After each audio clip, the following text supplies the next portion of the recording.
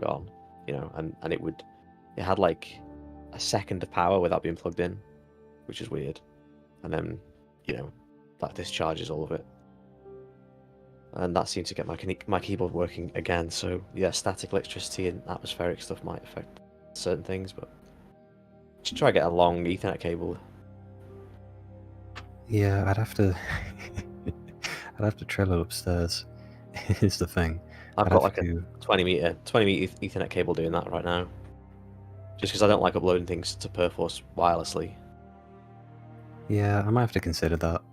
Honestly, I mean, we thought about the tricky thing is the wires for the internet comes up in the back room, so we'd have to they'd have to be somewhat like wire trailing at the very least. It's dangerous in there as well. Dangerous? Yeah, in the back room. But yeah, like I think we have considered moving it because the modem used to be like right underneath this room, but then we moved it at some point for some reason. So yeah, I'll have to see if I can figure something out again because it is pretty annoying. It's like to download like 10 gigabytes, it takes an hour, which isn't great. Yeah, I mean, I suppose it's different, but I basically wouldn't use anything other than just a giant Ethernet cable. It's the only really trustworthy thing. And then I've got that cable coming into a switch in this room, and then that switch goes into multiple devices, basically. Yeah. Just checking the stream. Audio for us seems good, I think. I'm not sure about Andrew because he hasn't talked yet. Yeah, I have. Not since I started watching. Oh, okay. But now you have, so now I can see. Yeah, it should all be coming through fine. So, yeah, I guess I already gave some of my predictions on the enemy stream earlier today, which was essentially it is going to be a bunch of sequels. I think we'll see all these live service games. We'll start to see some of this stuff coming through, like the Firewalk stuff and maybe what Bungie's working on. But the big deal for me is PlayStation VR 2 titles. That's the area I want to see like real progress, like awesome new shit, not just hey we're doing Beat Saber. Well, yeah, I mean, I assume that they've got something up their sleeve because it's a big platform. It's just come out. It's not like a New Year launch, I guess. It's got Sony behind it. So I imagine that behind closed doors there's been some big games in development that have yet to be announced. But then I don't know if they were. Is this the biggest place? Maybe it is. It's PlayStation Showcase. Yeah, why not announce it here? Hey yo, what up, Face Bash? What up? In the chat. What up? This is our troll. Well, apparently there's a unannounced Fire Sprite horror game. I'm aware of that. I don't know what. Could you drop us any cheeky hints? Can we just breach NDAs? I literally just heard people talking about it, like saying that they're working on it. I don't know really what it's about. I guess we'll see. I don't know. I was aware of it, but I don't know what it is. So that could drop. I think they are gonna have to roll out. I did actually see an article. Oh, I was just about to bring it up on the computer, but that's gonna fuck up the stream. So I'll have to bring it up later. There was an article that dropped like while I was doing my stream that says Sony wants to deliver like a ton of new IPs as well, which I can imagine a lot of people immediately conflating with like good.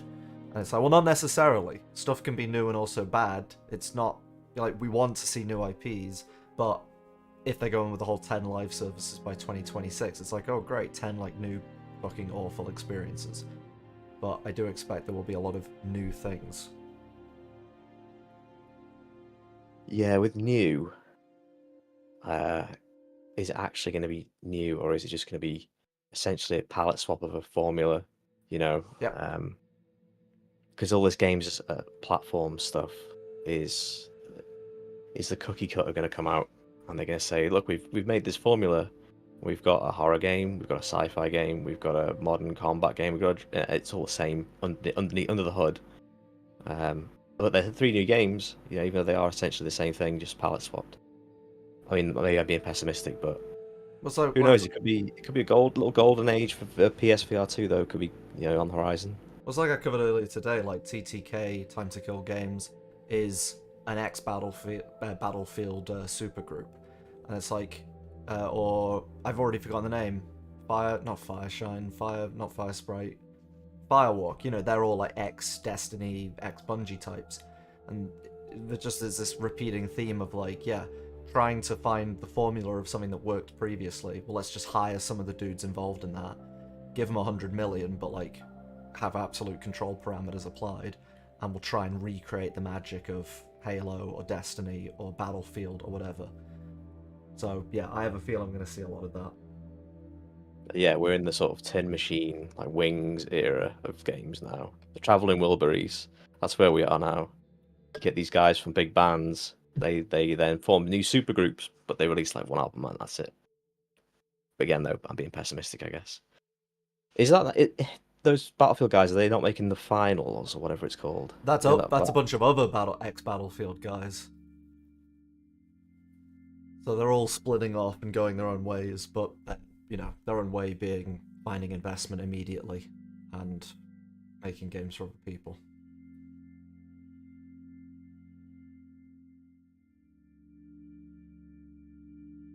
Yeah, I mean, to be honest, I'm gonna just use like Destiny as the best example to me. It's kind of like you've gone off and done a new thing, but it is essentially the same thing you did before.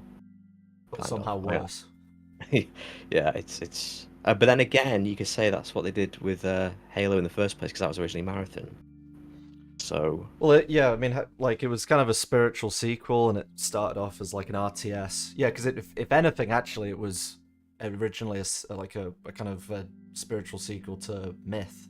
I think that was the name of it. They did a couple of like medieval like fantasy RTSs, and they were like, well, can we do this with Space Marines? And then it became a third-person shooter and first-person shooter, and then they jumped from Apple funding it to Microsoft funding it. But, you know, at least at every step of the way, the people who actually were running the show at the studio also seemed to give a shit about the quality of the product they were making. And I do think overall, like, you know, it's that whole Milton Friedman, like, you know, incentivize the wrong people to do the right thing. At least back then as well, like, Xbox had a need to make amazing games because they were the new kid on the block. And in turn, everybody then had to react when Xbox suddenly blew up. It's like, okay, you know, Sony, Nintendo, everybody also had to step it up. So there was this, like, atmosphere of hyper competitiveness where you couldn't just there was no, I guess back then as well, there was no formula because shit was still being invented, right? Like, there was such a huge amount of innovation that you couldn't, if you were doing what worked this year, next year you're already behind the curve and you're gonna get swallowed up. Whereas now, like, the formula's flipped. Now it's whatever's happening last year will be successful next year and the year after and the year after that. So fuck it, just copy it. Well, a lot of it as well will be things like this is the monetization strategy for the game that we've always used. We've honed it in over years, and this is what you're going to use in subsequent games going forwards. So your game, like Star Wars, Battlefront, for example, the next one, if that's going to have the same monetization system, because these things are not cheap to develop on their own. Those systems, and they have all the money behind them, and they exist for the money, so they're very seriously going to remain. You don't just axe those sort of things. Like that's what I mean about what I mean about the cookie cutter, basically. I covered that on the show earlier, and it'd be good to get your thoughts just real quick on Company of Heroes. Like, it's not a coincidence that Sega buys Rovio around the same time that they also fire 120 developers from Relic. It's like these two things are interlinked, because it's like those 120 devs who, you know, a bulk of which will be very, very talented people. They bring less perceived value in Sega's eyes than Rovio, who have the formula for creating monetizable, you know, free-to-play titles. So it just shows you where the value add in their minds is. It's not with talented developers. It's not even making good games. It's about finding that magic formula for, you know, essentially extracting resource from gamers and then applying that to every IP they have under the sun. Well, the timing as well, you know, those developers have essentially served their purpose. They pushed Company of Heroes 3 out the door. It's kind of like, you know, when you rob the bank and the guy who's cracked the vault, he's opened the vault, and now you shoot in the back of the head because you don't need it anymore. So it's Dark Knight. It's the first 10 minutes of Dark Knight. we needed those 130 developers, however many, to get the game out the door. The game's out the door. We don't need those people anymore. Maybe that's a very cynical way to look at it, but it's the timing. I think, I think when you're dealing with that many people, you kind of do have to view it as just statistics. It is just number crunching, and I don't think it's cynical at all. I mean, it's like, not to be callous, but if I was in that position having to do that job where my directive is make as much money as possible out of this catalog of IPs that we have, yeah, callously, I'd be like, yeah, fuck them. They have served their purpose. Out you go. And I know that the ecosystem in the industry is, if we squeeze you out, some of you will bleed out and just disappear, you'll just vaporize. But the majority of you will cycle into another studio. If you're working at Sega 1 month or Relic, you'll be at Fire Sprite or Supermassive or Dubbit or whoever the next. But you're still in the ecosystem, and then you'll get pissed off there, or you'll get kicked out there. So eventually you'll come back in the door. Like, the individuals matter less than the overall direction and the formula for making money. Also, just want to say, hey Og, yo bro, good to see you. It's Og, OG, literally an OG in chat. Very cool to see. Yeah, I mean, you say that the people. I mean, I know you're talking from a cynical standpoint of an executive type who is not in the dev team or the coalface of making a game, but the people, especially the people who make the decisions on how a game plays, they are actually the soul of the thing. If someone's significant changes from one game to another, you can sort of feel that in the priorities that game will have taken for its development. It's kind of like, we use the analogy, of the Beatles. If you changed two of the Beatles out, you swap them out, are they still the Beatles? So. Well, we took a look at Relic back when we were covering it initially, and it's like, none of the original leadership, the founding team, none of them are there. And the people who have come in, like the guy running the show there is like ex-EA. Yeah, so why does it feel so different? It's because they have different priorities and different desires, different intentions, and that's not necessarily a problem. That the new people coming in might have really good ideas or a really good take on stuff. The people who were doing it in the past might have got tired of it, but usually it feels like the new people coming in and the old people going out, it loses a bit of what made it amazing in the first place. It becomes more of a cookie cutter product, And the incentive structures are completely different. Like, using Company of Heroes as an example, it's like, first one came out, early noughties? It was about 20 years ago, right? I think it was like 2004 or something. But yeah, so, about 20 years, and it's like, that was a market where... 2006. 2006, okay, so almost was about 17 years ago. Even then, like, you couldn't afford to just do a bog standard RTS because there was so much happening in that genre, in every genre, that it was like, look, even though you have a bunch of companies back then, like, let's not wear rose-tinted glasses, like, a lot of these guys were cunts back then as well, but they needed to be competitive. They needed to give Relic or Bungie, whoever, the resources and time they needed to make amazing products. And it was never perfect, grass is always greener and all this, but it's like, it's clearly changed. The situation has clearly changed so significantly that there is, like, essentially zero competition. That's what I was saying in my, like, hypothetical I'm in charge. It's like, yeah, I as somebody in charge of one of these companies, I wouldn't give a shit if you don't buy my game. I wouldn't give a shit if we lose the most talented programmer in the world, because that doesn't matter, because I've got so many revenue streams. There's so many tendrils spreading out into the world from the organization that I'm a part of, and there's no pressure on me there's nobody in that structure in, like, a management position had any incentive for Company of Heroes to do spectacularly well. They had an incentive to get it out there, and then they have an incentive to monetize it, but beyond that, like, no one's losing any sleep over it. The devs are. All those guys who got fired, those, about 120 people, like, 90% of them will, like, blood, total blood, sweat, and tears to make that thing come into existence. Well, they're out.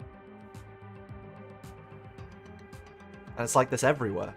We can't really, from all of our chatter and talking to people and just looking at how the industry works, it's like, this isn't really a unique story. This is the story wherever you go, everywhere you go.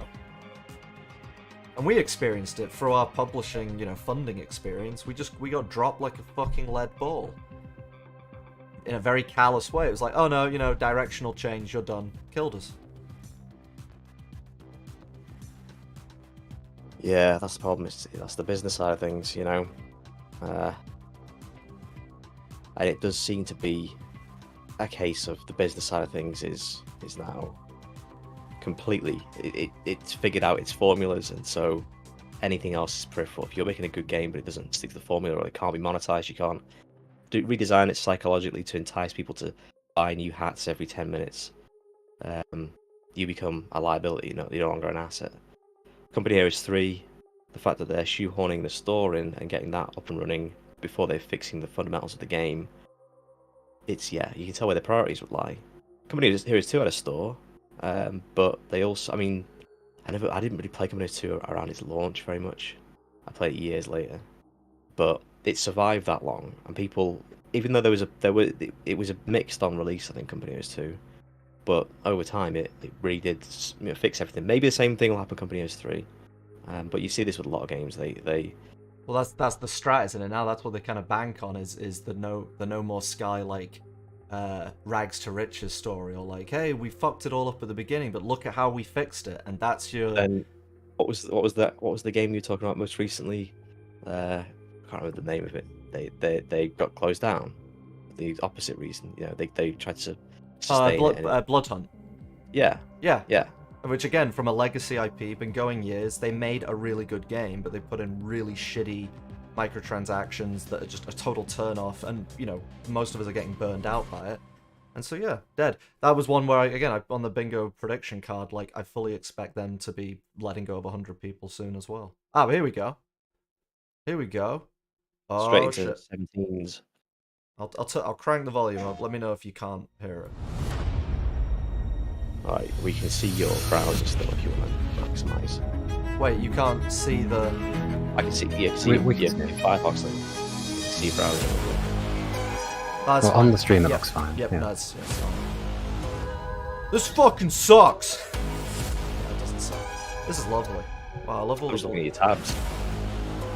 Yeah, don't look at my tabs. Don't look at my tabs. Yeah, none of our watchers can see my tabs. They'd be shocked if they could. They'd be appalled at what I've been looking up.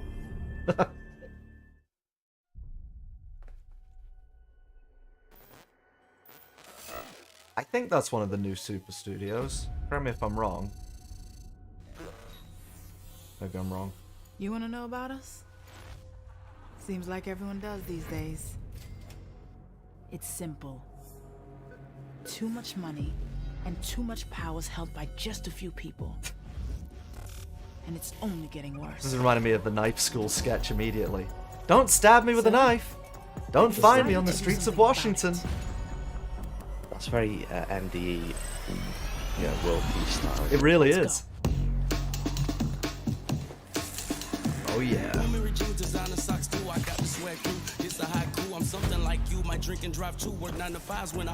So it's like a break-in heist game. Well, again, I'm an old chunk of coal now, but this doesn't look like a break-in heist game to me. This looks like a break-in heist pre-rendered video. Oh yeah. No, this is real-time gameplay.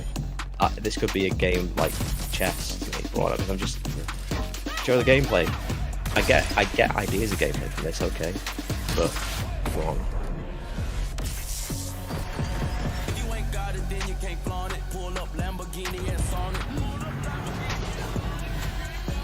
Oh shit, monkeys.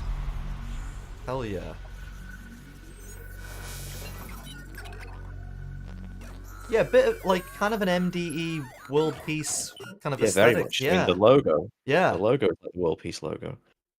But it's going to be world peace style, but with like a, 55-year-old man drawing it. Super world. Well, we had the black lady, You've got to have a black lady front and center.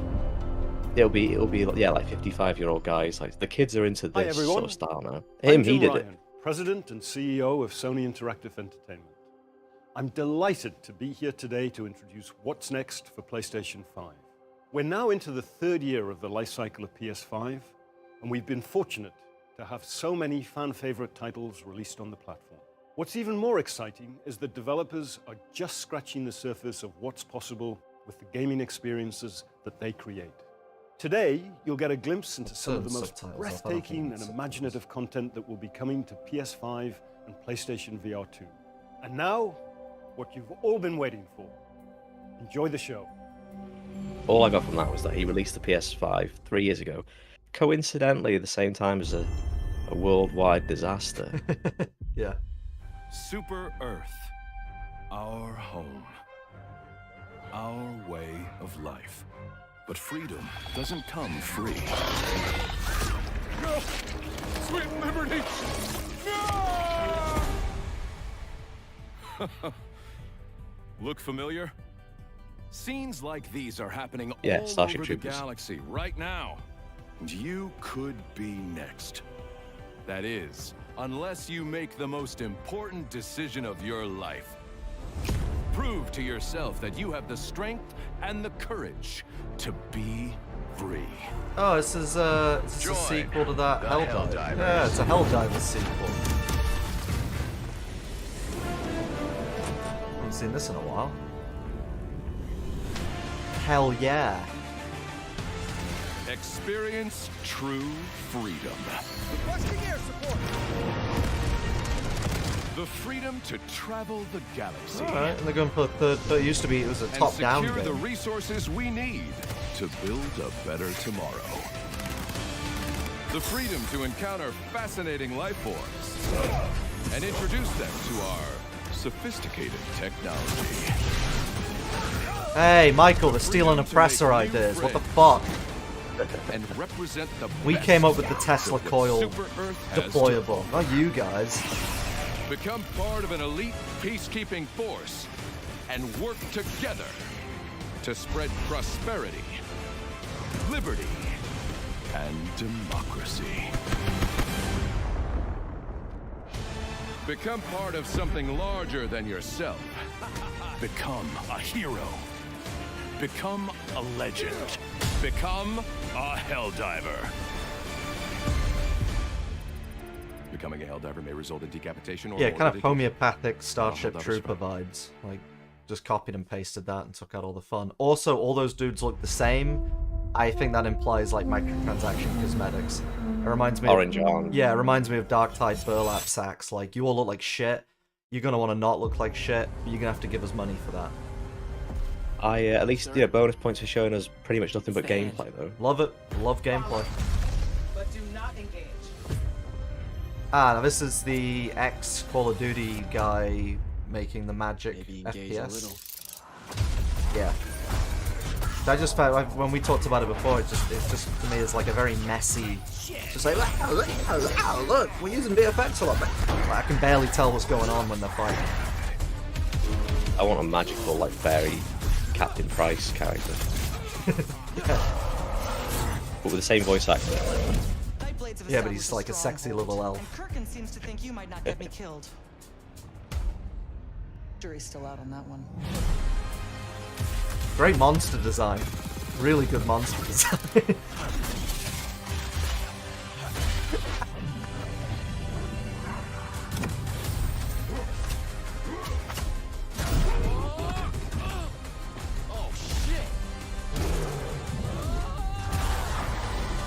Oh boy.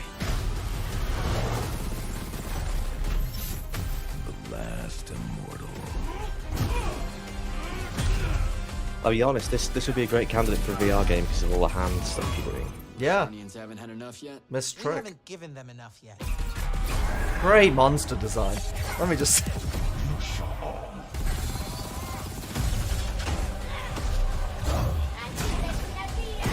Your men killed my family.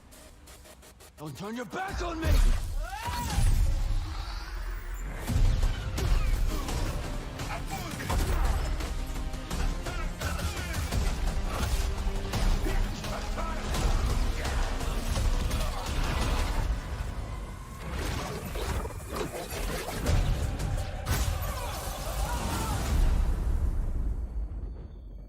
It's alright. It's okay. Yeah, I mean, yeah. Just a bit... Say style, you know, the style is a bit... It's kind of generic fantasy. Obviously the writing is complete dog shit.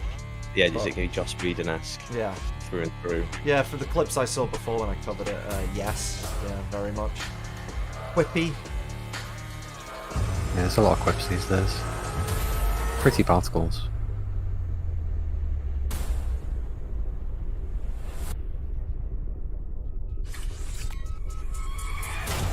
Now they're stealing from us in uni. This is Bert. We already did this. What the fuck? Yeah. Yeah. Sony just stealing our ideas for the past decade. I mean, this is... Oh no, I was gonna say this could be a VR game. Or not. Could be. I mean, you could make make mechanics of VR, right? Like.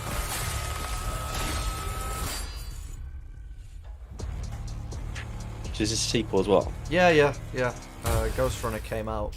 Again, that was a while ago as well, right? That was like 6-7 years ago. I don't know. I'm completely off in the weeds with video games. I don't really, Hitman's the only game I know of these days. Well, that came out 10 years ago. What's your plan? Knowing you have only 66 days to live. Jack off a whole load. Eat burgers. All day, every day. Yeah, just mashing it while eating burgers, pretty much. None of this. I wouldn't be running around in the rain. Fuck that. Just run away. No, I told you, burgers.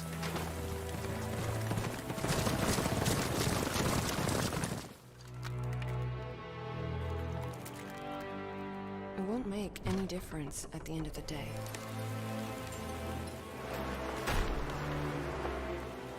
Is this one of You're your not better than anyone else. Souls games, or Sekiro, Sekiro? What is it? That no one I could feel escape. offended.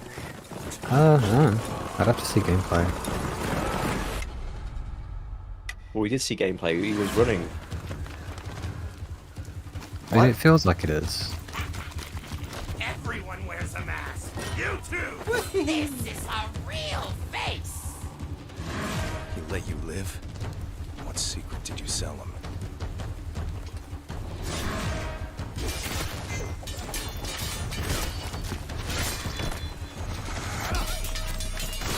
I can tell Face Bash is gonna love this. Yeah, multi-direction attacks, cool. Reminds me of Half Neo. Yeah, this feels pretty Souls-like. I mean, it seems a lot more cinematic than a Souls game, but... I bet you. I mean, probably doesn't feel quite like Dark Souls, I guess, or Sekiro or something. Yeah.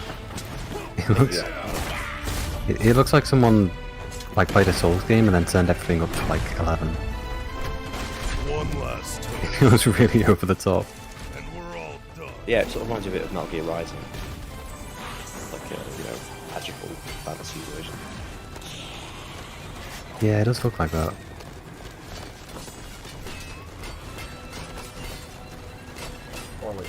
I mean, how does this work? Is that actual button presses or is it a quick time event, or can you? Is it? Yeah. Oh god damn it! I'm still in the game. Yeah, it's like this... Yeah, it is like Metal Gear. There's like cinematic scenes where it feels like you button mash. You know, like you said. I don't know.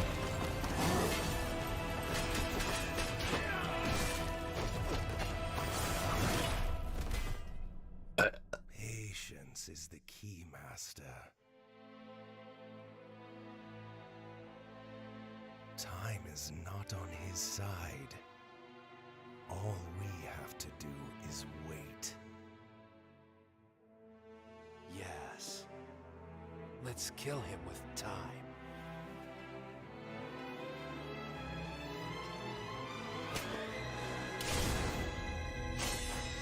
Oh shit! Is What's that your a plan? prequel? Knowing you have only 66 days to live. Get my heart back. PS5 exclusive.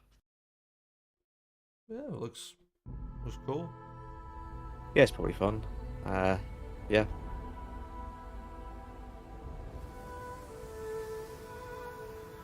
Ooh, is this like... Oh, what's that game called? That one where you run across a desert. Yeah, what was that? Yeah. Journey, right?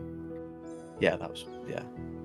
Yeah. Boom! Yeah. Michael called it. Got it, Mike. 10 points to Michael. He's Yeah. winning. Journey was such a good game. It's so nice.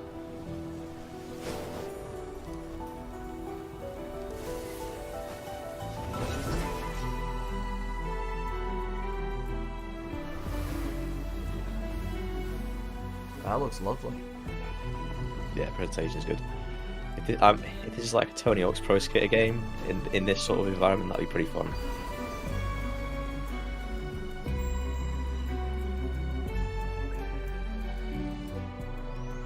Can you grind dolphins? That's what I want to know.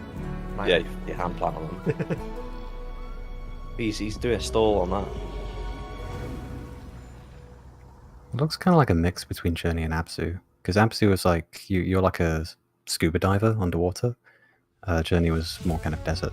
It's like a mix of both. Abzu bored the shit out of me. That almost ended my life. It was lovely to look at, but it was like not a game. It was just like press forwards and to look at octopuses. So hopefully it's got a bit more gameplay. That'd be cool. Yeah, it was pretty, but yeah, there isn't much gameplay. Signs and wonders. Things that I, in my garden, could never have imagined.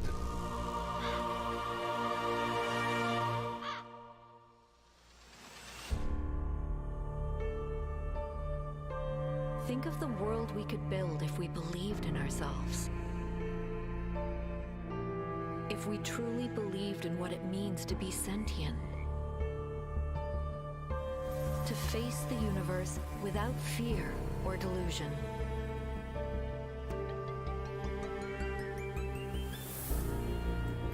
Imagine vast cities full of life and light.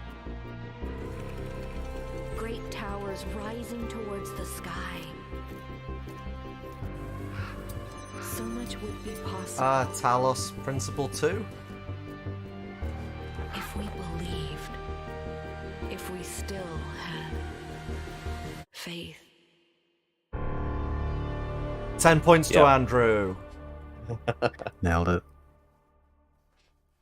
I never played Talos Principle. Nah, I don't like puzzle games. Other than Portal, I find them boring, so I just avoid them. Is that Crow Team? Am I completely wrong? Yeah, yeah. The first one was. I didn't see a Crow Team logo there, but probably.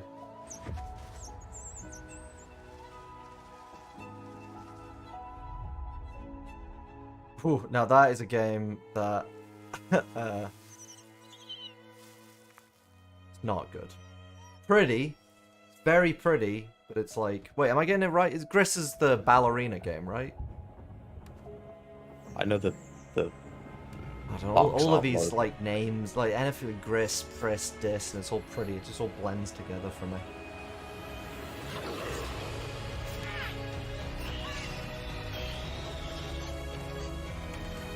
Hey, subverting expectations. While it is a black lady with an afro, it's a white afro as opposed to a black afro. We're very used to these days, so they're truly innovating with character design.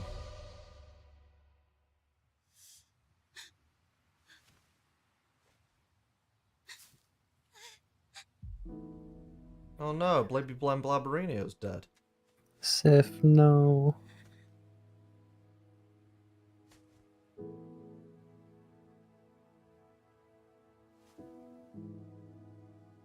I can only see one line. The chat is cut off for me, so I just see one line going past, and there's a lot of like LGBT flags, mid, a lot of Zs, a lot of Zz's right now.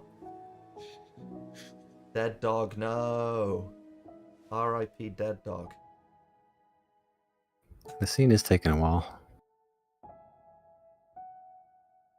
Well, it's emotional, you know. It's selling you like, hey. Well, it would be emotional if we were invested in the characters. Never. There's Devolver. There's Devolver, the edgy guys who make games about cocks raping assholes. Yeah, well. The latest from the edgiest company in the industry. Ugh, tiresome. Again, was that a game, by the way, or was that? Yeah, probably, maybe. Because I don't know what this sort of stuff is. Like I said, I'm an old chunk of coal now. I don't know what this shit is. I'm out off the reservation. Is that a game or is that one of these Chinese cartoons that the kids watch? What is it? Honestly, I love Cat Quest Pirates of the Caribbean. Like that just. I can see a game there though. Yeah. Again, bonus points for being a game. They didn't fuck around. They didn't have like a cat crying for 20 minutes. They were like, "Yeah, you're a pirate cat. You stab enemies. Boom, numbers fly at their head." I'm a big fan. Yeah, By far my favourite mobile game, 10 out of 10. Yeah, if that's coming to Switch, I'll get that on Switch. I mean, I don't have a PlayStation 5, so I couldn't buy it, but I wouldn't play that on a TV. No. I'd get it on Switch too, I don't even have one.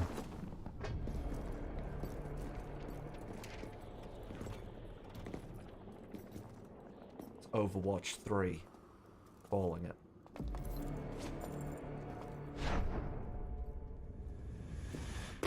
Okay, it's a showtime. That has like a gacha game feel, right? Like this feels like like another mobile free-to-play unlocking skins type of experience. I'll be glad when this era of gaming expires gracelessly. Oh, it'll probably be replaced with body cam gaming. That's what all the games will be next year.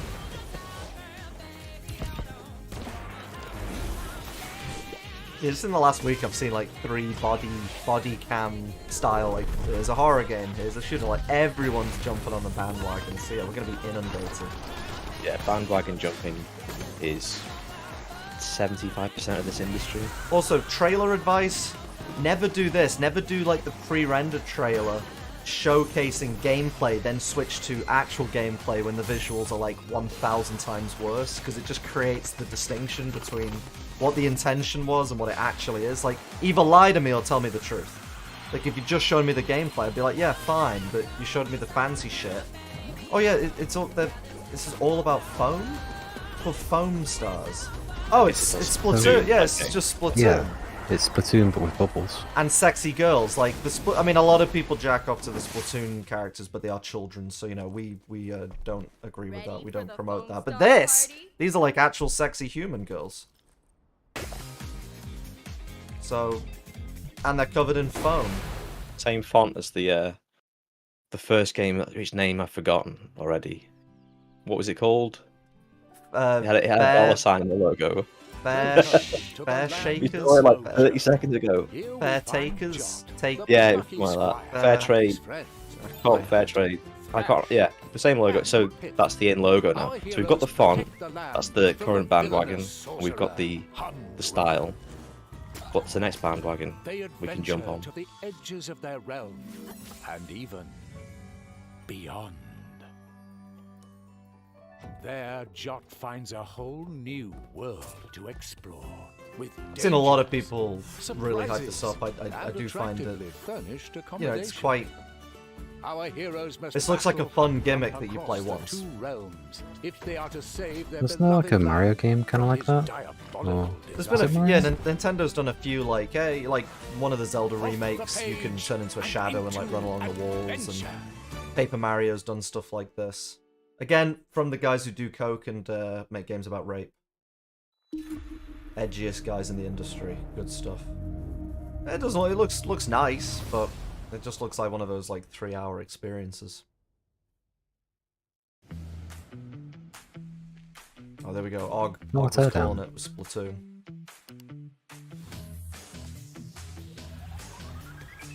I get 9/11 content for this game constantly on TikTok. It's always like, what if a Star Destroyer hit the Twin Towers? What happens if, like, Mr. Blobby hit the Twin Towers? Mr. Blobby was such a terrifying character back in the day. Like, classic British characters, just traumatizing. Oh, there we go. It's a Twin Towers moment. Oh, not quite.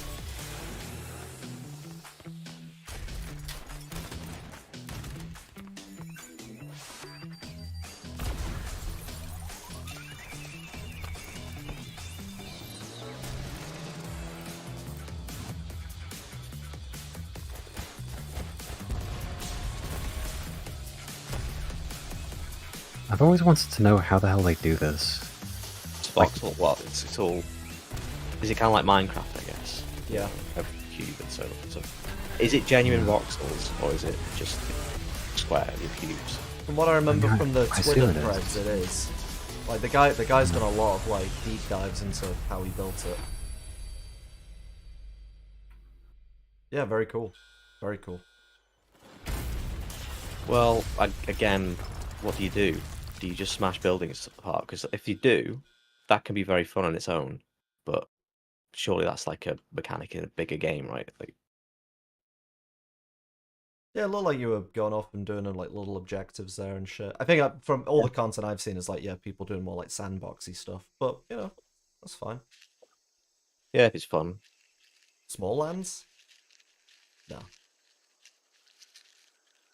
It could be. I really don't think it is. They're bringing 3D Ant Attack back. Ant-Man?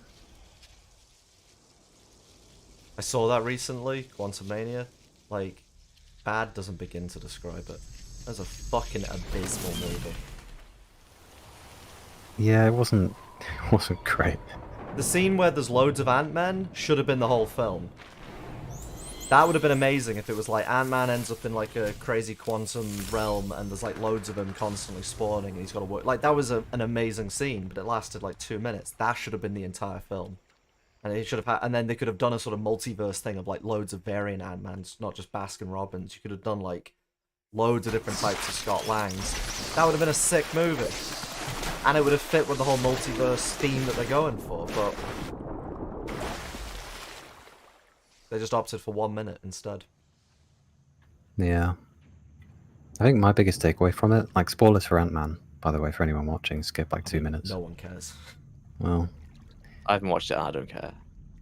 like Kang is like the main villain and he just gets beaten in the end. It's like, that's like the first, I think, major movie that he's been like the antagonist of and he just loses. It's like, okay. Is this a HD Metal Gear Solid 3? Yeah, that was the rumor. And, yeah. Doing a remaster. Well, I don't know if it's a remaster or if it's a remake. Metal Gear Solid Triangle, I love that. Yeah, Snake Eater. Maybe it's a gap, because they, pivoted towards doing pachinko games, so maybe it's just the Metal Gear. Because Metal Gear Solid Snake Eater, the pachinko game, exists, so maybe we're just getting that. Interesting. I wonder if Hideo is involved at all. Oh shit. I'm not buying those games again. I bought those games like 3 times now. I'm done rebuying those.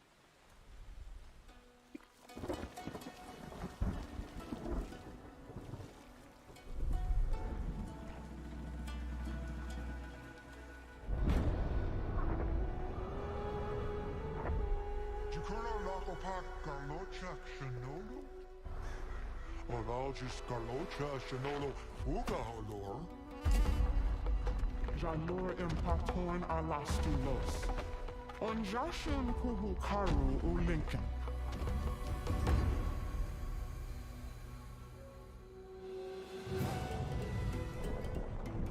I was gonna say it's kind of like Breath of the Wild, but it's like Breath of the Wild mixed with a, like a, what would you call it? Not an RTS, like a sort of god game. Yeah, I mean, that's interesting. I was expecting to see, more cutscenes, more generic, third-person sort of diving around and hitting things, but as soon as I saw things being built, and yeah, you still got your generic diving around, hitting things, but it's a sub-mechanic, it's an element of the game rather than the whole thing, so... This is very Breath of the Wild. But I also like how it's about, like, building up your homeland and, like, killing all the enemies within your homeland. I like that. That's cool.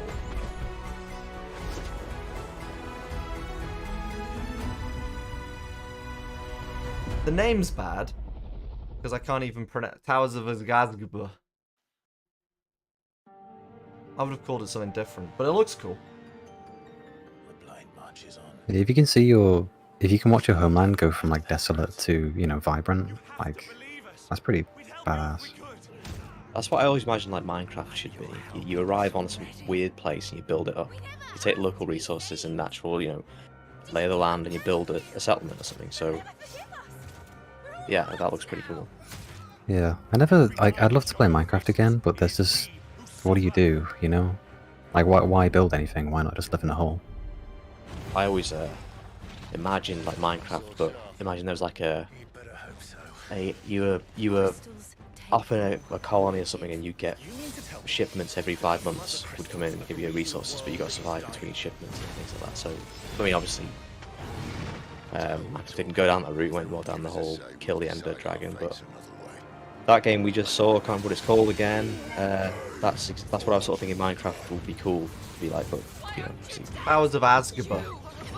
Is that what it's called? Yeah, or are you that's joking? exactly how it's pronounced. Towers of Azkaban. Azkaban. I mean, it's funny to say. It's like someone just kind of raked their hands across the keyboard. Yeah. Mashed it with their fist for a little bit. They're like, yeah, that's perfect. That's kind of what their language sounded like as well. It's just like, Gurgum, Blagum, Gurgum, Bedurgum. Well, that's not a real language. What is this game anyway? We were ignoring? This will be a Final Fantasy. I assume it is. Yeah, I mean, it's Final Fantasy, right? Looks like it. I've never liked Final Fantasy. I've always found it. I don't like the gameplay. I don't like the ornate, kind of over-the-top design. It's just never clicked with me. Never resonated. Og likes the combat. He likes the look of the combat. Is it? Yeah, I mean, they've kind of shifted more towards like real-time fighting, right? Am I wrong? Am I right? I haven't been keeping up with the Final Fantasy games. I'm just not a fan of turn-based, so anything that's more proactive, cool. And again, it's still got that like just over-designed, like everything just looks like a fucking mess. The real question is, can you play it whilst on the toilet in a different room? Yeah, because that's the gold standard of Final Fantasy games. That's what Final Fantasy 13 brought to the table. We did an experiment, this is going way back, where we literally told Face Bash, I think, to leave the room and just keep clicking X on his controller. And I think he did go for a big, long shit in the toilet, and yet he still was able to. He completed the game essentially. He finished the entire playthrough while pissing. It was a long toilet break. Yeah. But yeah, I remember because I don't think he was actually because we were watching it. He wasn't actually using the toilet, but he couldn't see the screen. And he was in a different room. Yeah, and he was pressing the X button, and he was winning. That was really when we started to notice like gaming was going in a weird direction. Where it's like, hang on, like yeah, we were going in a weird direction as well. Yeah. In this, ended up in a weird place. I write to escape. Every word is a step forward.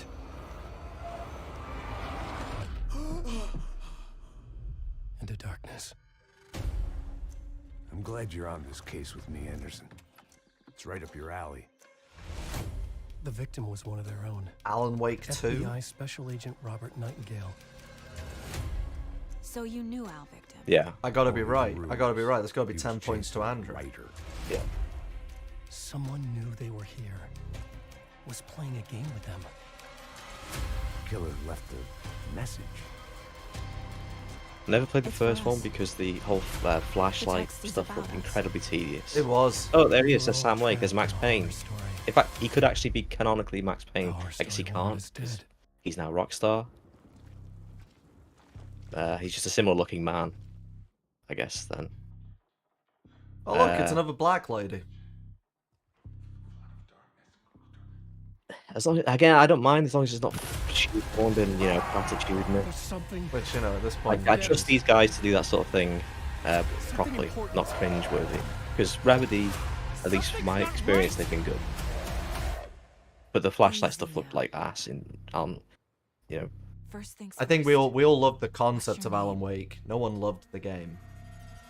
Yeah. A lot of us bought it, but none of us...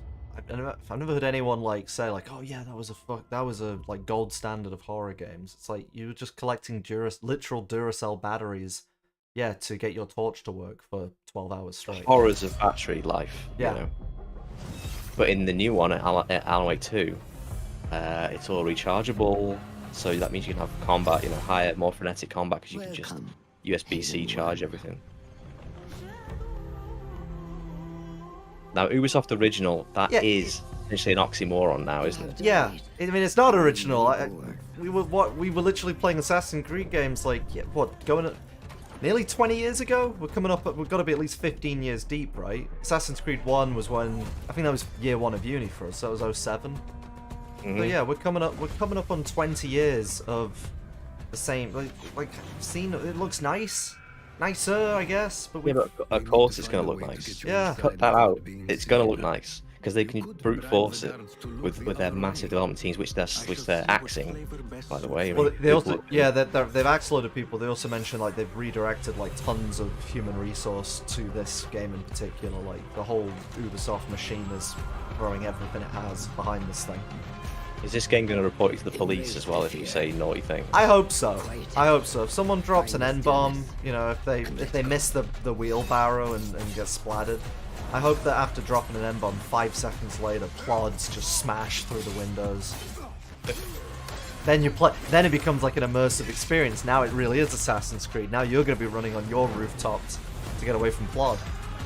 Yeah, it's the most immersive in the series because of that element. The Assassin's Creed Act of 2023 has been passed, so you're gonna have to make sure you're not in contravention of that. You know, you could be sentenced to bad playing of Assassin's Creed, bad playing of an Assassin's Creed game, and hate speech. That's what you'd be sent down for. Mirage, I guess it's Assassin's Creed. Okay, gotcha. The trailer may as well have just been a dude holding a sign saying we're doing another one, and you go, okay, cool. No, it should be a man looking at the screen with the Assassin's Creed logo, and he turns to the camera and says, "It's happening again." Assassin's Creed Mirage. Right, you know what schedule. It is. Yeah.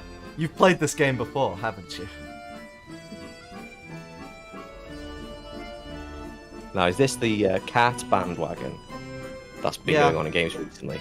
Well, these guys, this is Night in the Woods guys, right? So they like to do animal type stuff. But yeah, cats are all in. Everyone's gone pussy mad, so we gotta do more cats. What's the next animal that will all jump on the bandwagon? Because we've had a hedgehog. We've got cats now. We had a frog phase as well at some point. Mm-hmm. Hopefully it's something odd like monitor lizard.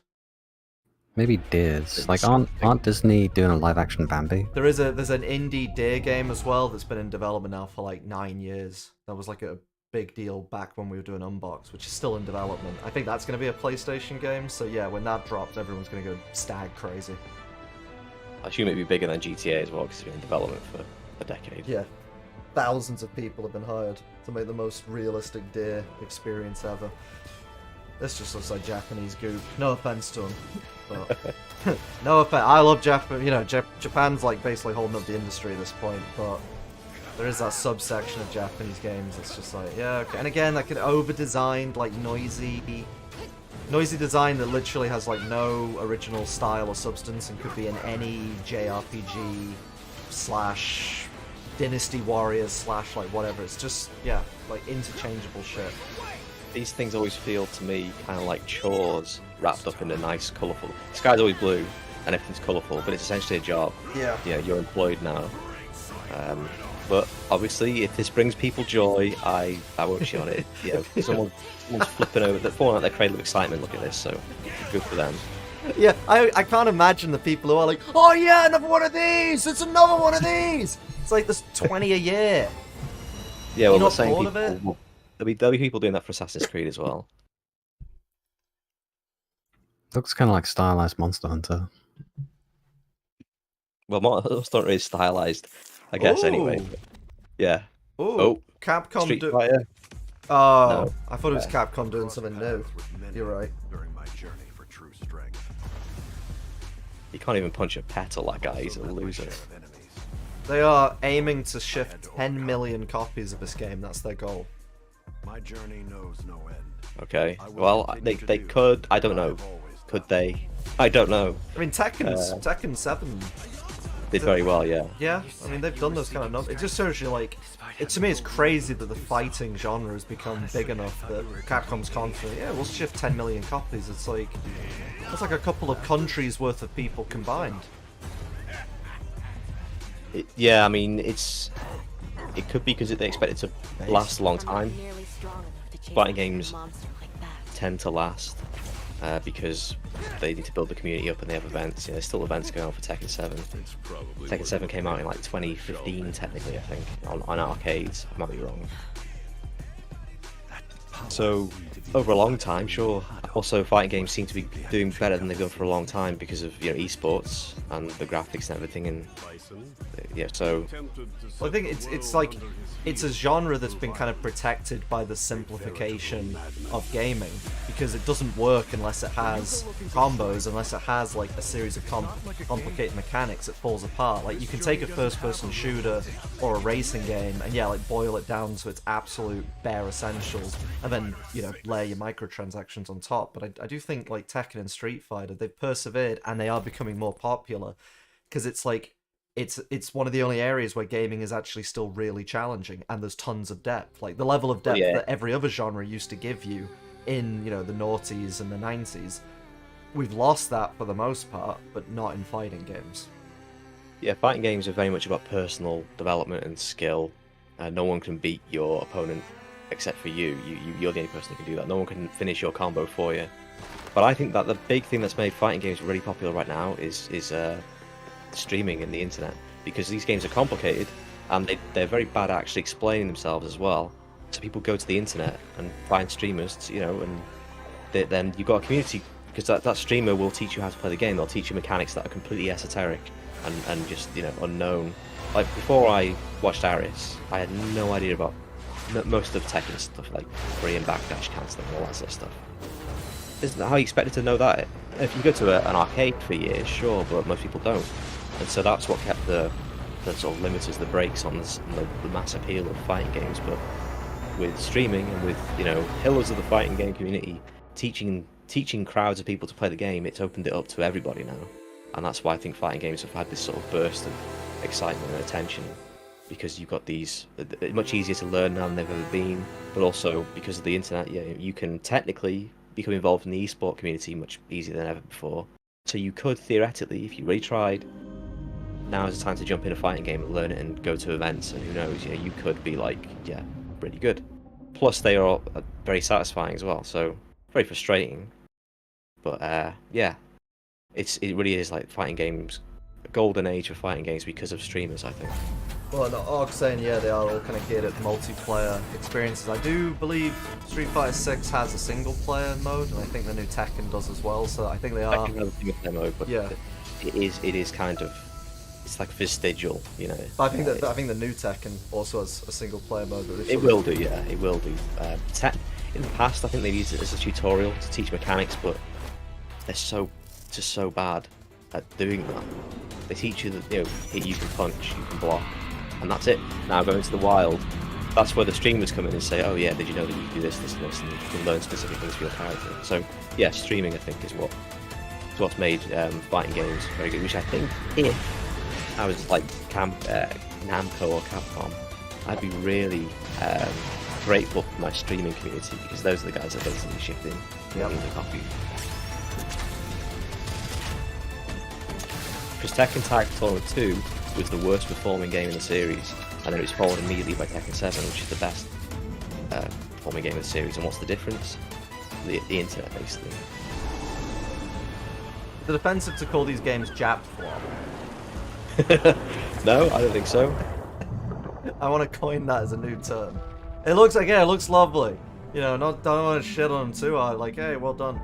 But it just, it looks like just absolutely cumbersome and just like boring. And sure, it looks like I'm going to be grinding. A lot of games with tower in the name. Yeah. The Tower of Azgabad, which I will. Is that what it's called? Did I get that right? It was Tower of Azgabad. Azgabad. Yeah. Well, it's got bad in the name, so I'll remember that bit. But yeah, another tower game. That's the new trend then. We got cats, towers, body cam, and gacha. We should combine all of it. Do a tower-based game with cats. It's gacha, but it's all from a body cam perspective. Yeah, it's a new game called Tower of Cats, and you play as a cat with a body cam, a GoPro attached to its head. That begs the question. Genius. We've hacked the formula. We've got the algorithm on our side now. Another cat! There's another cat! Jesus Christ. And I bet this game has towers in it as well. Well, we did see one, technically. We had like a Tower of Babel looking thing. Big Colosseum in the background. I saw a cat man, so is this an Elder Scrolls thing? It's Capcom. It's Dragon's Dogma course, yeah. 2. Oh yeah, Dragon's Dogma, yeah. That was good, right? People liked it. Yeah, I think people liked it. Yeah. I think so. It's Oh. pretty old now, isn't it? Dragon's Dogma. In that game, didn't you like have like unfortunate clones for your minions, like poor people who just had no choice in life other than to be killed by your bidding? Historically Isn't that- accurate. Well, like you summoned them from a dimension of like putty men, didn't you? Is that what you did in Dragon's Dogma, or am I completely hallucinating? I never played it. I don't remember. Yeah. I always get confused between Dragon's Dogma and Dragon Age. Yeah. They're both similar. And Dragon's Den, I mix those up all the time. That's also And got Shark putty Tank, men. yeah. Yeah. Maybe this will also be a five guys at Freddy's game. Also, there were no other applicants. So strap yourself in and get motivated to an appropriate 5 degree, towers at Freddy's. Probably. because you ain't seen nothing yet. We think VR 5 Night?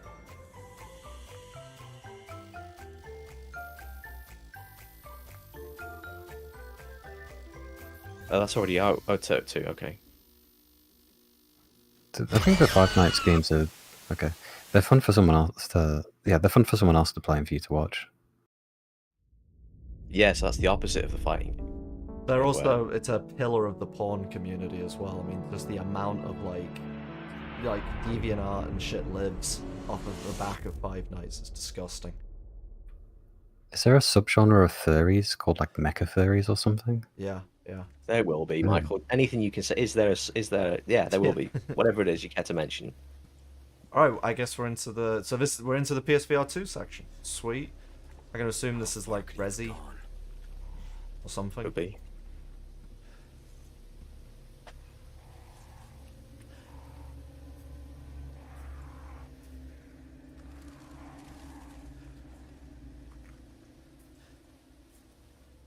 I want those 10 points.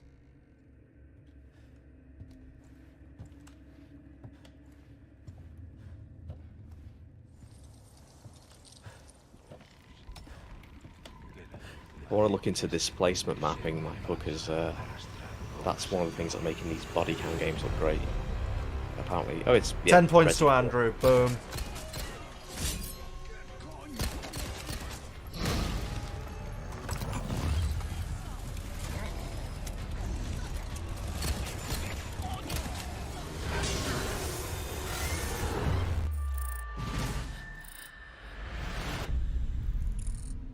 Nice. Oh, it's a mode. Okay, good. I was expecting to, you gotta rebuy it or some shit like that. That's cool.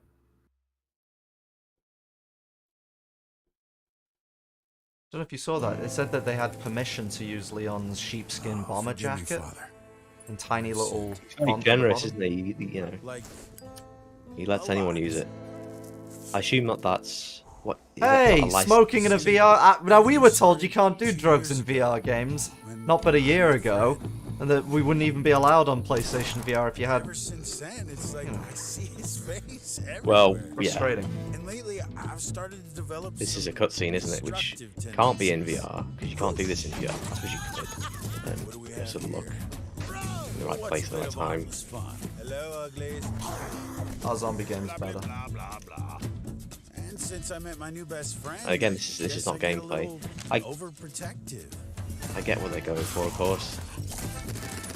But you should know it's not going to be as smooth as this. It's not going to be as pleasant. This is Arizona Sunshine too, right? I'd love to sit here all day and chew your ear off. I'll be right out, boy. But as you know, time waits for no man. Oh shit. Catch you later, Fred. Should I do the trite like, would they do this in a mosque? Would they have you blowing up a mosque with a grenade? Because it is bullshit.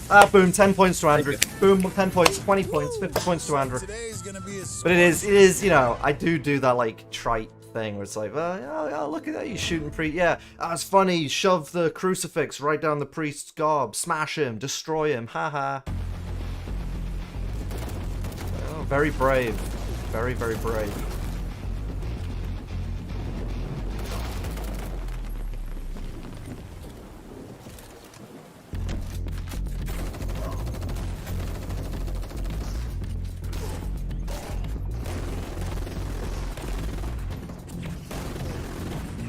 Well, an actual shooting game in VR. Surprising. I mean, can't run up walls though. No, you can't. But I mean, this sort of thing is surprisingly uncommon. You think that maybe just tons of games like this. Maybe there are that. I don't know. It looks like, yeah. I like that it's very bombastic. Yeah. Logo looks a bit work in progress, but yeah, it's like they did great with the crossfire, and then they ran out of time with the yes, second. yeah, it's good. Yeah. They're just like, fuck it, just make it blue. I mean, that's something that I'd check out. Yep. I wouldn't expect to be surprised in any way, but it probably would be fun enough. I'm seeing a lot of zuzzes. There are a lot of zuzzes in chat, so. The target is Colonel Peter Conrad. He was one of ours. The target is Epstein. We intercepted comms chatter referring to. He's already dead. That's what they'd want you to think. I don't have to remind you what's at stake here. Yeah, he's back. It's like the classic monster, that movie villain. It's connected to a mind synchronization device. This is cutting-edge interrogation tech. We're out of time and out of options. Oh shit.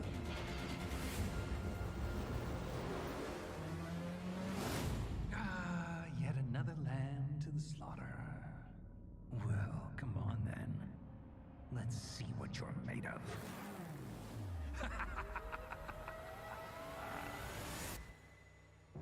But there they are, End Dreams. We already saw seen this. this, Yeah. Oh, okay. End Dreams. The name doesn't sit right with me. Yeah, but something about that name, End Dreams. I need you to focus. The clock is ticking. You have to adapt. This is what we call VR acting.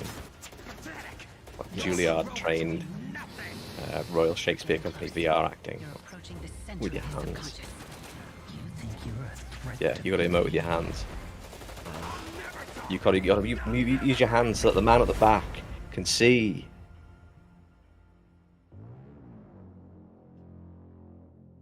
That could be good. I mean, End Dreams is our mortal enemy, so we probably shouldn't say that. We should just be like, that's absolutely dog shit. It's probably perfectly fine. Again, though, not we'll give it a go, I guess. But you know, I know that I'll probably have more fun in Gunday.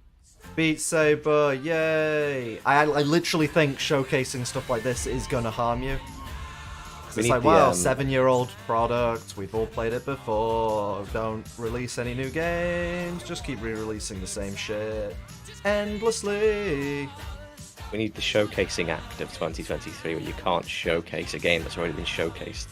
Yeah, because I think we've actually... Yeah, I mean, we knew Resi 4 was coming. We knew Crossfire was coming. We knew Beat Saber's coming.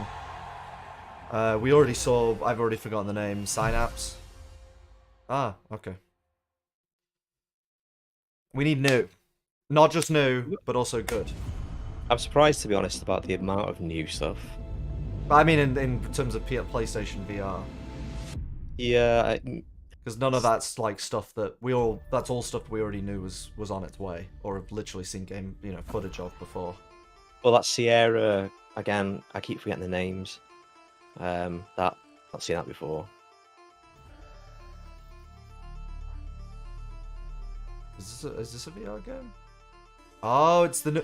Oh, okay, I gotta get super hyped for this. Bungie's back on point. Here we go.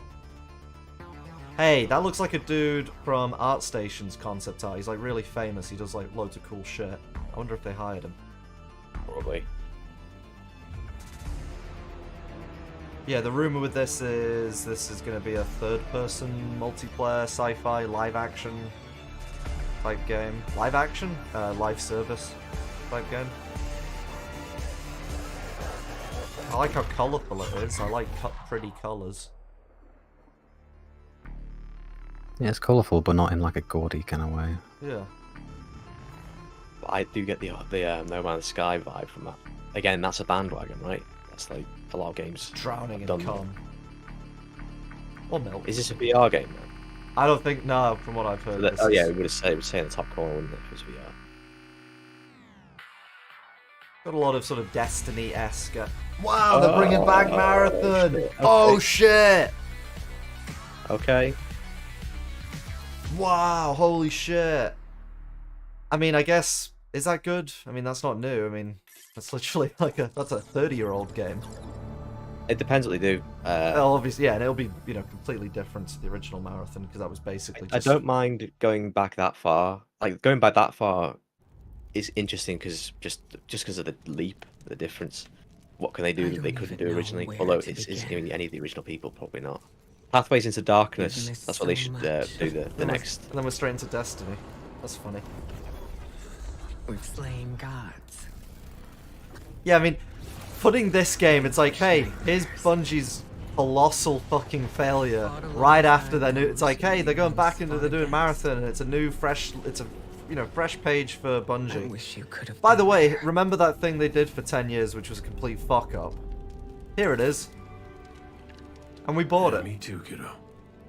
But hey, I'm here now. Wherever the hell here is. Yeah, however Marathon turns out, just please do a better job than you did with Destiny. Please.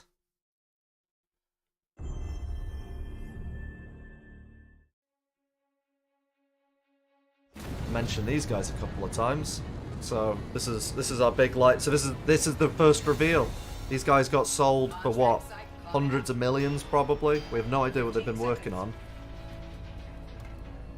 Graphics are amazing. 10 seconds.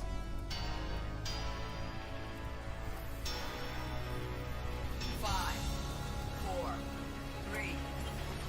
Pre-gunners, here we go.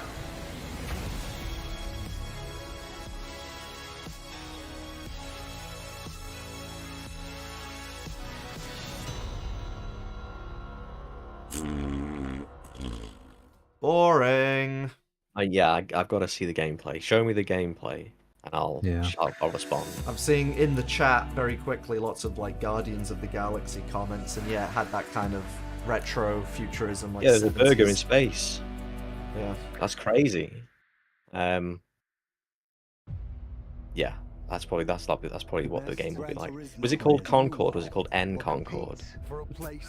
Because there was a negative space N shape in the logo. What does that stand? What does that mean? In Concord. Or am I just N Dreams again? Now, is this the film? Yes. Or VR? This is the VR showing of GT7. This is a trailer for the film. It's like Columbia at the start. I forgot. I didn't actually watch the trailer initially. It looks very like grey, like this kind of tone that they put across it. Like Le Mans, Ford versus Ferrari. That was a really vibrant. That was a lovely looking movie. This kind of looks dour. See what I mean? Like it's got this kind of bluish grey tint to everything. Yeah. Do you think someone will say that? There'll be a titular line delivery, won't there? Someone will say Gran Turismo in that. August release as well. That's never a good sign. I think the concept for the movie is... No, I'll shut up.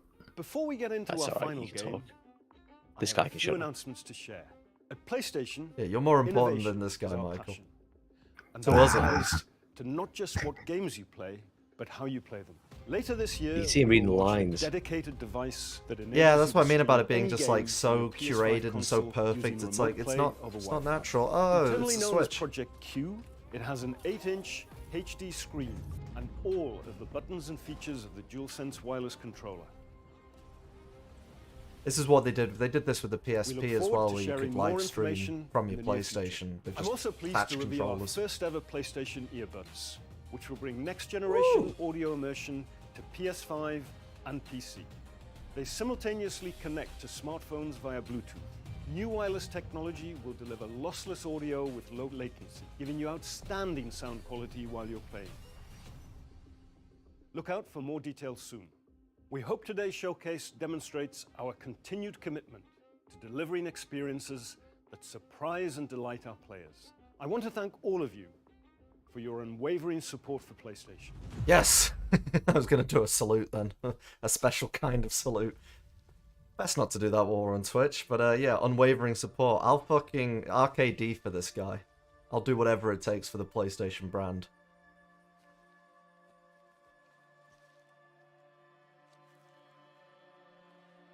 I'm going to go out on a limb and say Turok. They're bringing Turok back. again.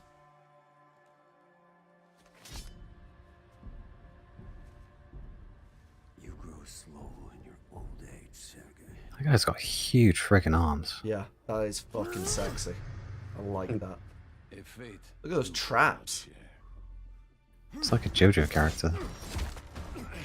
Again, you know, I'm waiting for people, maybe it's a trite point, but waiting for people to say, hey, you know, representation, this is unfair body shaming on men. Like, we look at that and we're like, oh my god, you know, that's crazy. But none of us are going to complain. None of us are going to be like, that's not fair.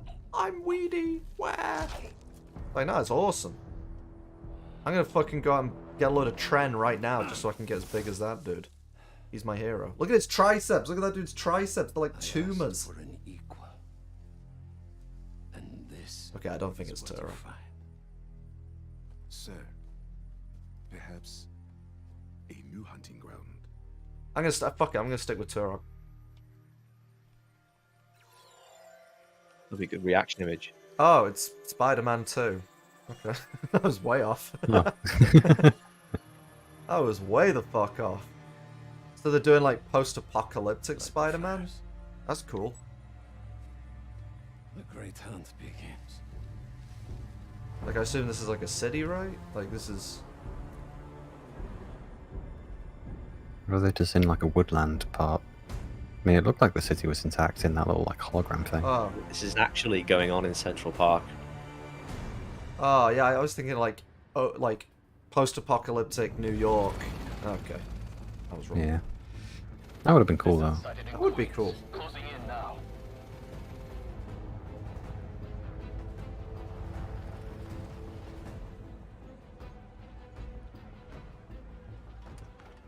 the door. The beast could be anywhere.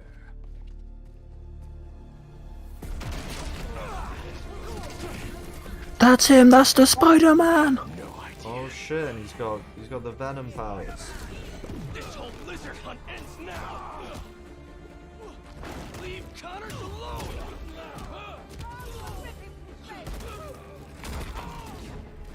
I like how one of Spider-Man's rules is don't kill people. Casually lifting them 20 feet in the air and slamming them into the floor.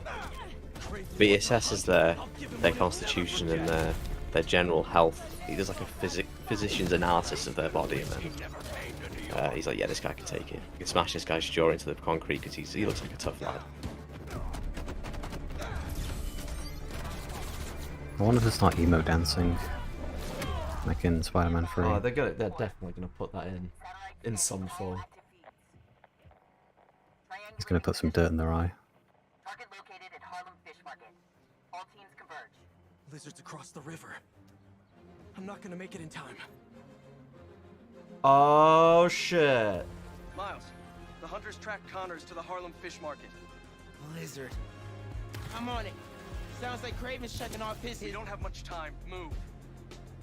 Now, if you can do that at any time, like in GTA 5, and use it in missions, that'd be cool. Yeah. But if it's just in story missions like this, it'll be anti-cool. Sushi night. You still got that hunter drone you hijacked? Been really tough hiding it from my mom, but yeah, I'll boot up and see you there. They got here fast. I can't wait for the new Spider-Verse movie. This just makes me think of that. Couple of days, right? That's like any minute. It's like next Thursday, I think.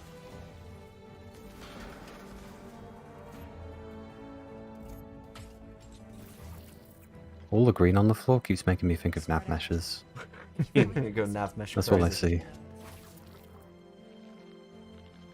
Look at those fish. It's been feeding. I hated all the forced stealth sections in the original and in any game, so I hope that this is... It's got to be optional, right? Yeah, I hope... Well, it wasn't in the original, and it was very frustrating. Is that teleport? It pulled them in, I guess. Okay. Yeah, he has like the electric powers, doesn't he? So I think he just did like a charged kill shot. Yeah, they kind of look like they teleported in the particle effect. But, yeah. Where are you, Connors? Garage might lead to him.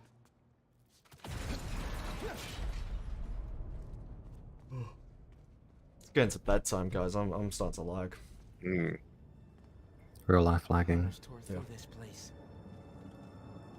He's out of control.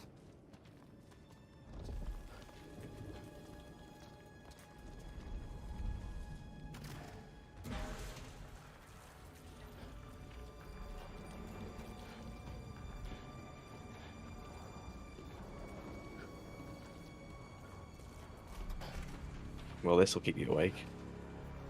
Yeah, it's not helping. This is like Night Nurse in visual form. Where am I now?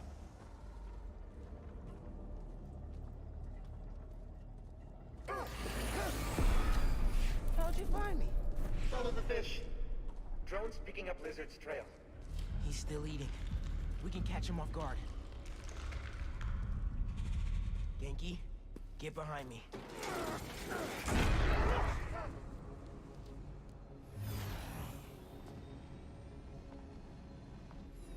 I think that would have been better if the player was scared by that personally, rather than the character. I'm just a pedant. The camera in the cinematic just suddenly goes like, Well, the player should have turned the corner and there should have been just a giant thing there. And the player could have gone, whoa! And the player would have experienced an emotion. But instead, the character did in place of the player. I see that way too much. Cutscenes doing things the player should do. Yeah. Yeah. Genki's tracking him. Hey, Mr. Parker. Mr. Spider-Man. Bold prediction, final boss fight is going to be those two fighting. That would make sense. And then, what do you think? It'll be a two-ending game? Could be, yeah. That wasn't me. I can just see the typical Marvel, you know, like hero versus villain with very, very similar powers. What if they do that as the penultimate fight and then they team up to beat the super big bad at the very end? Yeah, because like Venom, like the Venom itself would probably like split off or something. Yeah.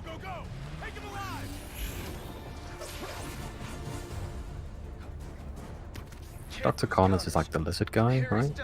Yeah. And he's the only one who can help. We won't. You take the drones, I got the Good jet thing all this ski. construction's happening on the dock. Cool if I borrow this? This is really, really exciting. Keep it tight, man. Watch This out just for those reminds me of building that platform section for Unbox. Do you remember that platform helicopter mission that I was trying to build for like, well, many times? I'm not gonna say weeks because we had like 15 minutes to build each mission in that game. But it felt just like a not lifetime. Yeah, when you got no time. Yeah, that was a tough one.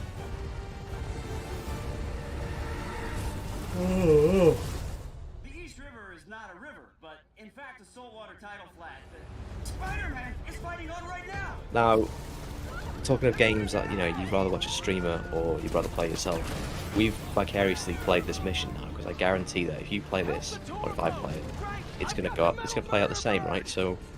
Yeah, and these like highly curated, like Uncharted-esque, like spectacle sequences where like you're playing, but you have to do exactly what they tell you to do. The original Spider-Man's full of that, and I played that game once, and it was okay. These sequences to me were like the worst parts of the game because I have no freedom.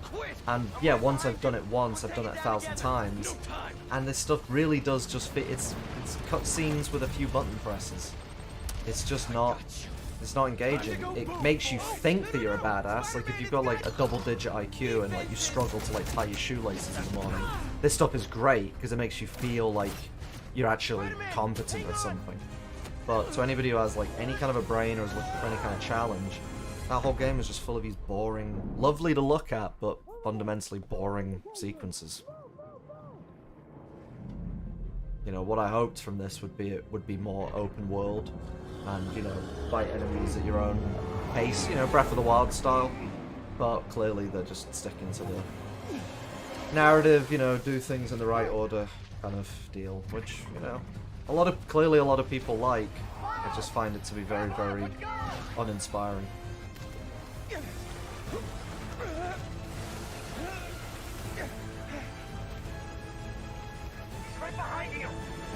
If I bought this game and I got to this bit, I'd think, oh, I've seen this before in the showcase. So I'm going to be bored now for the next 10 minutes because I've technically already experienced this. You know what I mean? Then there's this, cutscene where you occasionally press a button. See the red thing appear, you click triangle. Okay. Well, I can just go on YouTube, like, a couple of hours after this game drops, there'll be a YouTube video called Spider-Man 2 Cutscenes Full. And it'll be a 9-hour long video, and I can just put that on my second monitor and, yeah, just play the game through my Hold the peripheral controller. vision. Yeah. Hold the controller, and then when the QuickTime event appears on screen, press it, and then go, "Hey!" And then if you get it wrong, go "damn," and then rewind the YouTube video. I mean, Resident Evil 4 is responsible for this, and I do love that game, but it's responsible for this. If it wasn't so good, you wouldn't get all this bandwagon jumping on that. Resident Evil 4, its QuickTime events and its consequences have been a disaster for gaming.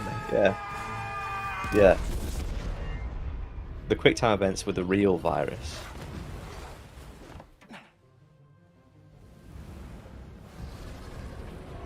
This whole showcase is so long. Yeah, this is dragging. It's like we get it.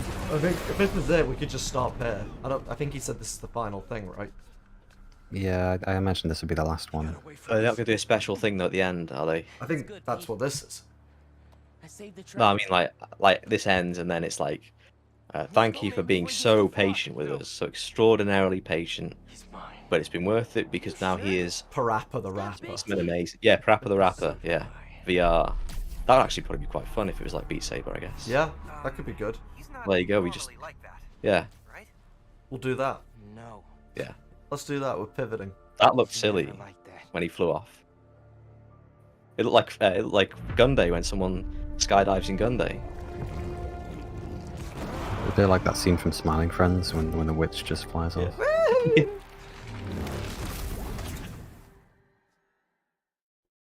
Nice. Okay, cool. Good stuff. We like Spladgerman. He's cool. And now he's going to drop Bloodborne 2. Bloodborne 2, here we go, let's go. They need a killer thing at the end. I guess the Spider-Man thing was that. Yeah. Yeah, which is, really just kind of a sad statement on where things are at. Like that is the killer. That's the killer game. Okay. All right. No, what the fuck's this? What's that? What was that? It was a weird round thing. Wait, shit, go back. That was not part of the actual. Did we miss? They never announced that. Did we miss that while we were talking? No way. We would not have missed that. That looked like a landmine. PlayStation landmine. Yeah. Well, they'll be sending thousands of those to Ukraine any second, I'd expect. Ukrainians really need. Zelensky is going to be making an appeal. We need 20,000 million PlayStation 5 landmine.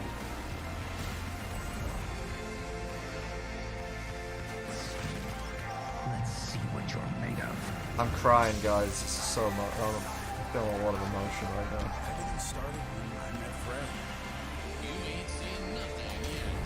Where was Fire Sprite's game? I guess no, I don't think that got dropped. Unless that's what we're about to see. That could be the secret final end drop right after this. Monkeys. Come on, hit us with one last.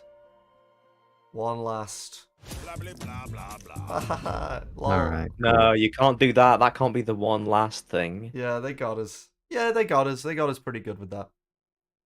Maybe it says a subtext there. We were the zombie. Yeah. That was a mirror, and they just held it up to us. Yeah. This holding on black makes me feel like something is gonna happen. It's still running live. But, That's because the guy who's in charge of the stream fell asleep. Yeah, he fucked up. If I scroll down, yeah, okay, you'll see that. 1 out of 10, 5 out of 10. So, yeah, okay, snap judgment real quick. Out of 10, what are we giving it, Jack? I'm trying to search back through what just happened and to find anything interesting. There was a few interesting things, but I've forgotten what the interesting things were. So I'm going to put it as like we're talking 5, 4, 5. Maybe if you to remind me of what I was interested in and what I liked, I might bump the number up. Because I'm not going to be totally pessimistic. There were some interesting things. That game, Towers of Azkaban. Towers of That's the Azkaban. yeah. I think was how it was pronounced. That game is the most like new, fresh, and interesting thing out of that. Was there anything else that I can't remember. I can't remember the names. I can't remember what we just witnessed. I can just remember the guy in the suit. So he wins the event. Wait, who was the guy in the suit? Oh, you've forgotten him. I can remember the guy, the guy hosting the event, the PlayStation guy. Wait, hang on. I've also like broken the stream. I'm like, Oh. Oh shit. oh no. Oh, what did I do? Oh, it's fucked. It's just Jack. It's all Jack. I thought I didn't. It's all on me. Dead air. What Only doesn't make Jack. sense? Why? Andrew's broken everything. So. Oh no, there we. Oh no, Panic. we're Oh, there's back. a giant Michael. I'm looking at a giant Michael. There we go. Right, Disaster. We should be. Because I got to rearrange all the panels to not have the video. There we go. That should be all right. Okay. Is that all right? For some reason, it's not like showing me our windows. Like if I click off. There we go. Okay, yeah. If I click on Discord, I think we're good. I think we're good. All right, so you're going for 4, 5 out of 10. Face Bash in the chat. He's gone for 4 out of 10. Oh, are you maybe 6? We're in shit. It depends. Like that, I don't know. I don't like to be overly pessimistic, but there was nothing that apart from, I obviously I've forgotten everything we just watched. Maybe that's my problem, but it is past our bedtime as well. Yeah, it's very, very, very late. It's 10 o'clock at 10 p.m. What about you, Michael? Out of 10, what are we giving it? Snap judgment. Yeah, like a 6. I mean, I'm not going to play anything that was revealed, but that's very, very positive 6. A very generous 6. Yeah, they look cool. I don't know. I mean, like Jack said, that the Towers of Azkaban game, yeah, it looks cool. That looks sick. I mean, if it's PlayStation exclusive, then I'll never be able to play it because I'm never going to get a PS5. Yeah, but what remains exclusive these days? I mean, there's tons of PlayStation exclusives that made their way to PC eventually. So maybe that I'm gonna give that like 3.5 out of 10. I'm a lot more critical. I also have just in my mind like this because we're in E3 territory. This is E3. This is the beginning of E3 or not E3, and like. My memories are of like E3 2000 to 2006, 2007, which were all just like absolute dynamite, incredible events, matched by those years in gaming being absolutely incredible. And it's like, if you're going to come out with new console and hey, we're investing literal billions into all these studios and blah, blah, blah, blah, blah, it's like, I expect stuff that's going to blow me away. And most of that was stuff that we've already know about, or it's sequels. Marathon, hey, they're bringing it back. The visuals look good, but no gameplay, like whatever. And especially 3.5, especially for that PlayStation showing was crap. PlayStation VR showing, the PSVR 2, it was all stuff that we've either seen before or like new is coming. Things like Beat Saber, it's like old as shit. It's like, okay, it's Beat Saber, fine. And hey, Queen is now there, cool. I mean, probably people on PC have modded in Queen songs for the past 7 years, so who cares?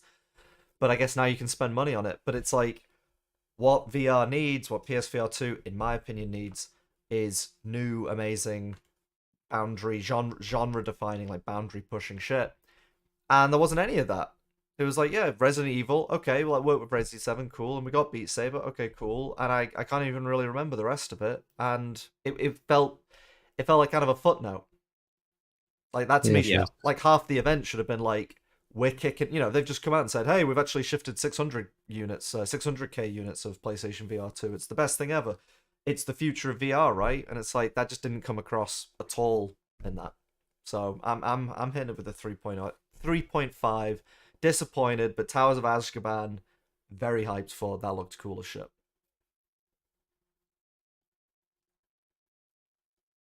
Yeah, I think that's the winner. I mean, Marathon was the biggest surprise to me. Because I wasn't expecting anything to do with that. Yeah, so generally a flat line, but with some interesting little moments like that. Yeah. Yeah, the Towers of Azkaban game look pretty cool. I quite like Journey and Abzu, like they're nice and they're chill. Skateboarding desert game, that did look cool. Yeah. Yeah. I'm just bringing up everything that was announced. So yeah, Metal Gear Solid Snake Eater, like, okay. It's a remake. It's not a remaster. That's being pitched as a remake. I'll be interested in seeing that just because, again, it's like Marathon, looking at the leap in technology, and the quality of the Resident Evil remakes has been very high, so hopefully you'd end up with like an outstanding Metal Gear game. And if Yeah. they're going to do 3, then does that mean that they'll do the others? That'd be cool. I think if it makes money, I definitely. don't. Yeah, it's interesting though because you would think that Konami, since they like jettisoned Kojima, Yeah, I and guess kind they of and jettisoned like making games. Like I don't when was the last time Konami was actually involved directly in like they did literally almost entirely pivot to pachinko. If I scroll through, okay, I mean they've got like in 2020 in the 2020s like Baseball Collection Season 2020, Dance Dance Revolution, Mahjong Fight Club, Quiz Magic Academy, Mugen no, so it's just a bunch of like whatever type games, and then out of nowhere it's like, oh yeah, and we're bringing back Metal Gear. So I don't know. Makes you wonder about Silent Hill as well. Maybe that'll. Well, there's a new Silent Hill game in the works. Silent Hill, so is that the one that was Yeah. ET? No, there's a Silent Hill. What's it called? It's got like a Japanesey type of style to it. What was it called? Holy shit! Oh god, websites suck these days. Yeah, there's a Silent Hill 2 remake apparently getting full. Yeah, that's already in the works. Silent Hill Townfall, which is actually being done. That's being outsourced to Annapurna Interactive and an indie developer, No Code Studios, who made Stories Untold. So, no Japanese fingers touching that at all. That's all Westerners. Well, and okay. and there's Silent Hill Ascension, which involves Bad Robot Games, and then there's Return to Silent. Holy shit! I mean, there's apparently a lot of Silent Hill stuff coming down the tube. Silent Hills was the good one though, right? That was one that everyone was hyped for with Norman Reedus or whatever, Yeah, and that's dead. Yeah. What do we think of PlayStation Switch? Just is what it is, I think. Hopefully it performs better.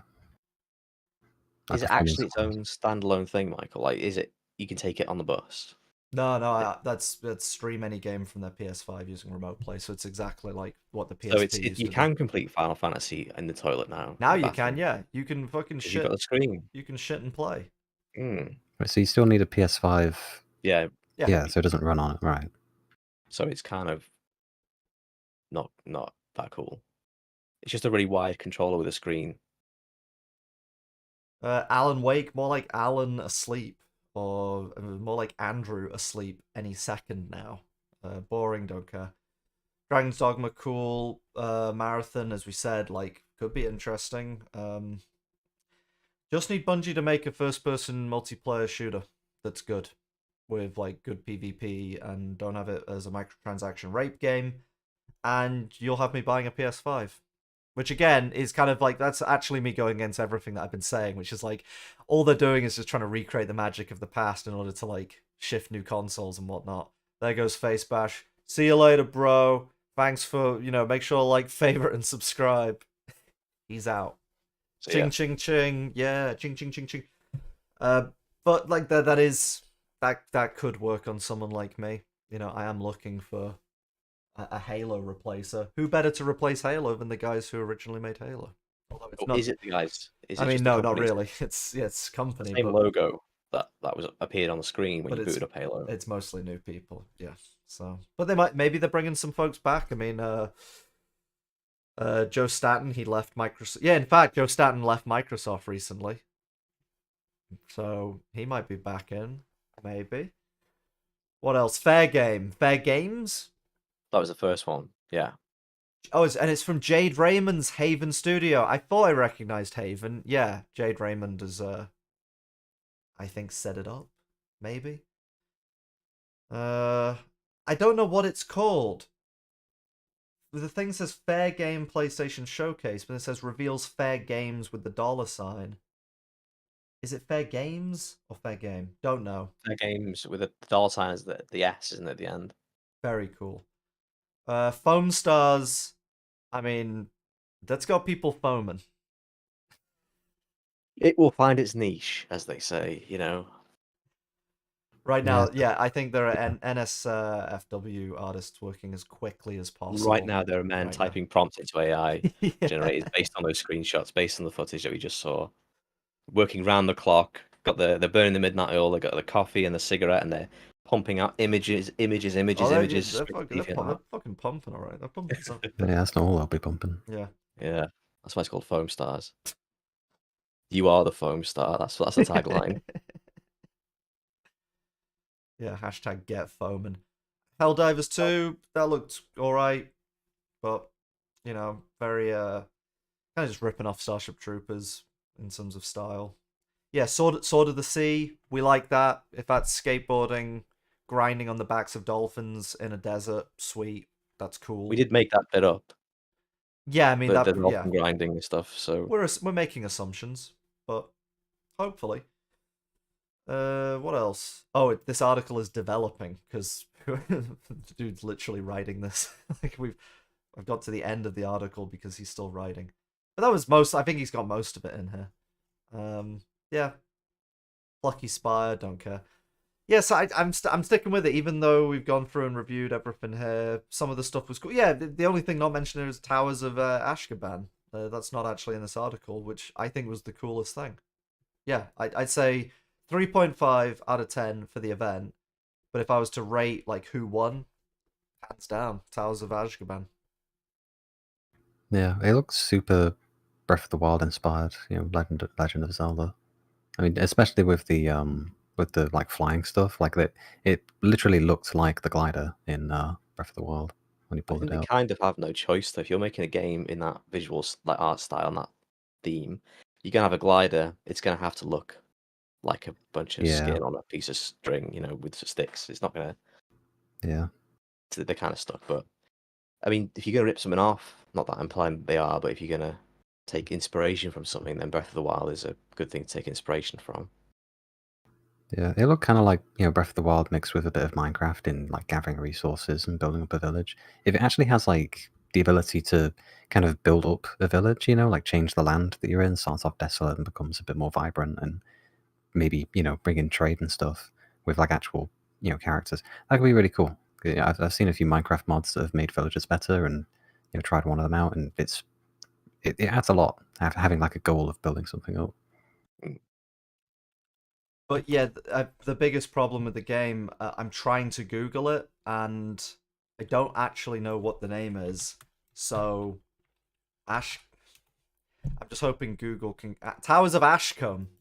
A village in England. Okay. The district of Devon. No, I'm not looking for the Towers of Ashcombe. I'm looking for Towers of... Arkansas? No. I feel like a ton of other people are trying to search this stuff, because I like Tower of Ashaba, Tower of Ashoka, Ashung, Ashalim. Is like everyone who's just come out of the stream is trying to find it, and no one can. Well, we all love it. We're all big fans of it, okay? It's fun. I'm just also looking at comments on the pushsquare.com article. There's a poll, which I'm not allowed to see the results of because I haven't signed in, which sucks. But this is, you know, like a PlayStation stronghold, so you'd expect there'd be lots of Sony fans. And we've got comments like, that was depressingly bad. It was okay but lacking. Total disaster. Ryan and Holst should retire and focus on their golf game. Solid but unspectacular. Meh. This was utterly dreadful, and my faith in Sony is now at an all-time low. Got 14 likes, 14 hearts. There's 150 comments here, so everyone, absolutely terrible. Could not imagine worse. So I mean, you know, it wasn't that bad. Are they taking the piss? That was mid AF. Spider-Man looks great though. It was horrible. I am just lost for words. You know what? I'm more on the side of these people. Like, obviously we've all got baked into us as well. Like, we don't want to shit too hard on games and like other creators because it's like it's our industry. And that's, I also personally though, I do fucking hate that like, hey, you can't criticize people. You can't criticize people in the medium because it's a small industry. It's like, fuck you. If you've done a shit job, I'm gonna say it. Like, everyone shit talks us behind the scenes, so I don't give a shit about shit talking people publicly. I'm not even doing that. I'm just saying, like, hey, a lot of this work is uninteresting and uninspired. I don't think it's the devs' fault. I think it's the people in charge. But that does make us go like, it's not so bad. But really, like, when you like, you know, objectively look at like any announcement like equivalent from like an E3 in like the noughties, or even in like the early tens, even going that late, blows the shit out of everything that we just saw there. Like overall, way the fuck more exciting in the past. As we said, it's like there's barely anything there that we would play. I mean, yeah, we have to go buy PlayStation 5s in order to play it, but if you had like, assume you had a PS5, other than Tower of Azkaban, would you? Does any of the rest of that look out the box? Like, does Marathon or Fair Sharers or Well, you I know, mean, I did buy a PS3 to play Metal Gear Solid 4, and to play Tekken, and so I bought consoles. I mean, you buy consoles to play exclusive games. Yeah. But there's a problem in this day and age, and that is exclusive doesn't mean exclusive anymore. Bloodborne's the only game that's exclusive that I can even think of that I'd buy a console to play. I'm fairly confident that the games that we've seen, of the ones that we're interested in, they will probably come to PC eventually. Because if Horizon does, then these games probably will, because they can stand to make money. They can make money by selling to people on PC like me who would buy it in a Steam sale eventually down the line. I'll just wait. I don't need to spend hundreds and hundreds of pounds on a PS5 to play it immediately because I'm not in a rush. yeah, it's like apparently that Dragon's Dogma 2 is an exclusive to PS5, but Dragon's Dogma is on Yeah, I mean, it is how on long is it Steam. exclusive for? Is Yeah. it a timed exclusive? Metal Gear Solid 4 is always going to be on PS3. So if Bloodborne, I can't imagine that being coming out being announced for PC anytime soon. I do think that if these consoles really want to make a few extra sales, they've got to have actual exclusives. But I guess they might be losing out on potential sales by doing that. So I don't know. I just don't see a reason to buy a console. I haven't bought one since PS3, which is kind of crazy. Yeah, Bloodborne is for me like the only game that I would. I mean, I got like PS4 just to play Bloodborne. I'm still huffing copium that it eventually comes to the PC, but you know, it's never going to happen. Doesn't look like it. Doesn't look like it. It's been so long now. Yeah, there just aren't any games these days that you would buy a PS5 exclusively for. Like none of those. Even if Towers of Ashkabaga was PS5 exclusive, like I'm not getting one. Yeah. You need, in my opinion, like 3 exclusives. Back in the day for PlayStation, it was, as broadly speaking as possible, it'd be things like Gran Turismo. That's the PlayStation exclusive racing game, and it's really good. Tekken was PlayStation exclusive. Metal Gear was PlayStation exclusive. There were other things, I guess, like if you like platforming, then you got Spyro or Crash Bandicoot and things like that. Nowadays, though, it felt very odd when Tekken was coming to PC, because that's like, it was just weird. Been PlayStation for like 20 years and now it's on PC, but now it's found its home on PC and people prefer to play it on PC because it's got faster load times and stuff. It's now a PC game in my mind. So yeah, I think that not being exclusive anymore may have really, I mean, it's kind of killed consoles for me personally, because I don't see a reason why, apart from Gran Turismo, which I'm not obsessed about, so I don't care enough to buy a console for it. PS4, I could have bought one. I'll buy one when it's really cheap, but then by the time it's really cheap, it'll be at the end of its life. And so all the games that are on it are probably going to be coming out on PC anyway. And as soon as I buy it, it's going to be replaced by PS5, or PS6. So consoles are in a weird spot because I'll just be very patient and wait for all our games to come out on PC. Yeah, if you can wait long enough for the prices to drop, then the hype kind of dies down, and you just don't really feel like playing them anymore.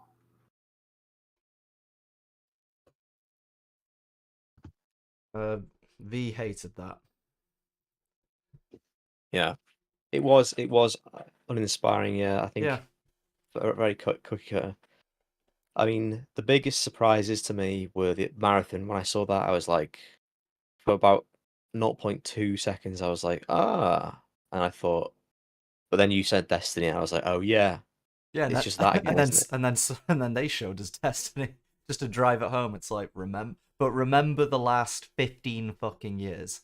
It's like, yes, I do. It's been utterly painful.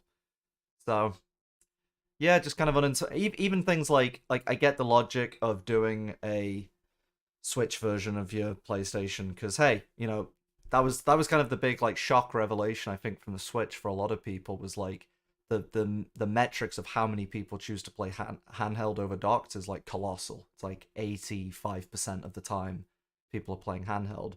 And it's like, yeah, I'd love, hence why you have Steam Deck and everything. So it makes sense, but it's like, again, I can go back to 2003 and yeah, was it 2000? Yeah, like 2003, you had like the DS, but also the N-Gage, but also like Xbox Rising. Like everyone was doing different things, and people would learn from one another and build upon one another. But what you have now is just like you have the same, whether it's games or hardware. It's like, oh yeah, it's the same thing you've already seen before. It's just now, hey, we're over here doing it as well. Like you had Switch over there and Steam Deck over here. Well, now we're doing our own version.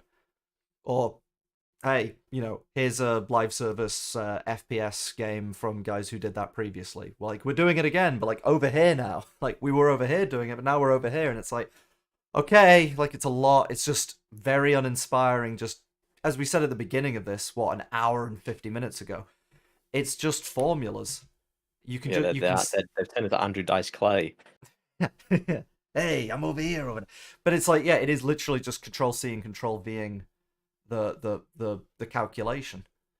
And that's why everyone, you can go, look, we appreciate the artistry, we appreciate the time, and no doubt a lot of these experiences will be fine, but there's just the spark, the kind of the real passion, the, you know, I think that's what we were getting from Towers of Espeon, even though it does copy Breath of the Wild a lot.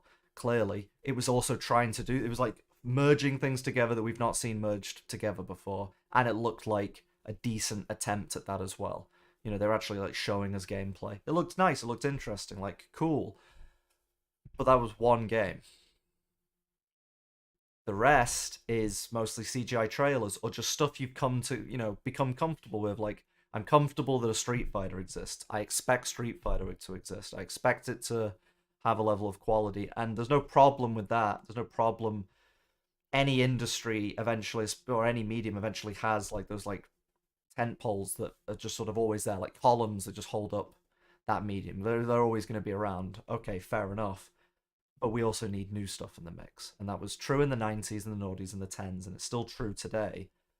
And yet, all of us come away from these events always feeling the same way, because it's obvious that it's like mathematics putting together and driving a lot of these decisions. Like, mathematics didn't... There was no math involved in, like, as we were saying before, like turning Halo from an RTS to a third-person game to a first-person game. There wasn't like calculus going on there. And like you can listen to like documentaries and stuff and that where they were like, yeah, we didn't even know what game we were making as we were going. You know, we were just making shit and just hoping it would work. Now it's obvious, and while you have like rough work that comes from that and like weird stuff, there's something like genuine and honest and true that comes about in the like that shines from those games. I don't get that from looking at fair sharers or whatever. It's like, that looks like meticulously committee designed. Every decision has gone through some kind of, you know, ESG-esque spreadsheet to ensure that it's got the right balance of everything. And thus it ends up feeling like it exists, and you go, yeah, effort's been put in, but you don't feel anything emotional from it. It sparks no feeling within you. Yeah, a lot of it's cookie cutter. You know, I said it right at the beginning. That's how a lot of these games are made. Behind the scenes, there's been a lot of development. A lot of development and exciting new work in all the psychology stuff that goes into getting people to spend money on microtransactions.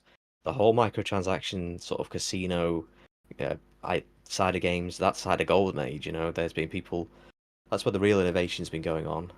Is how can we trick the consumer into thinking that they're not getting their money stolen or conned out of them, and also pressure them into buying stuff from us, whether that's like social pressure because, you know, you're a default skin in a multiplayer game, or pressuring them because, you know, whatever it is, whatever tricks, it is essentially a form of trickery. That's where the real advancements in a lot of video games have taken place over the last few years, and that is the sort of chassis to which every game has to now be like affixed when it's being built.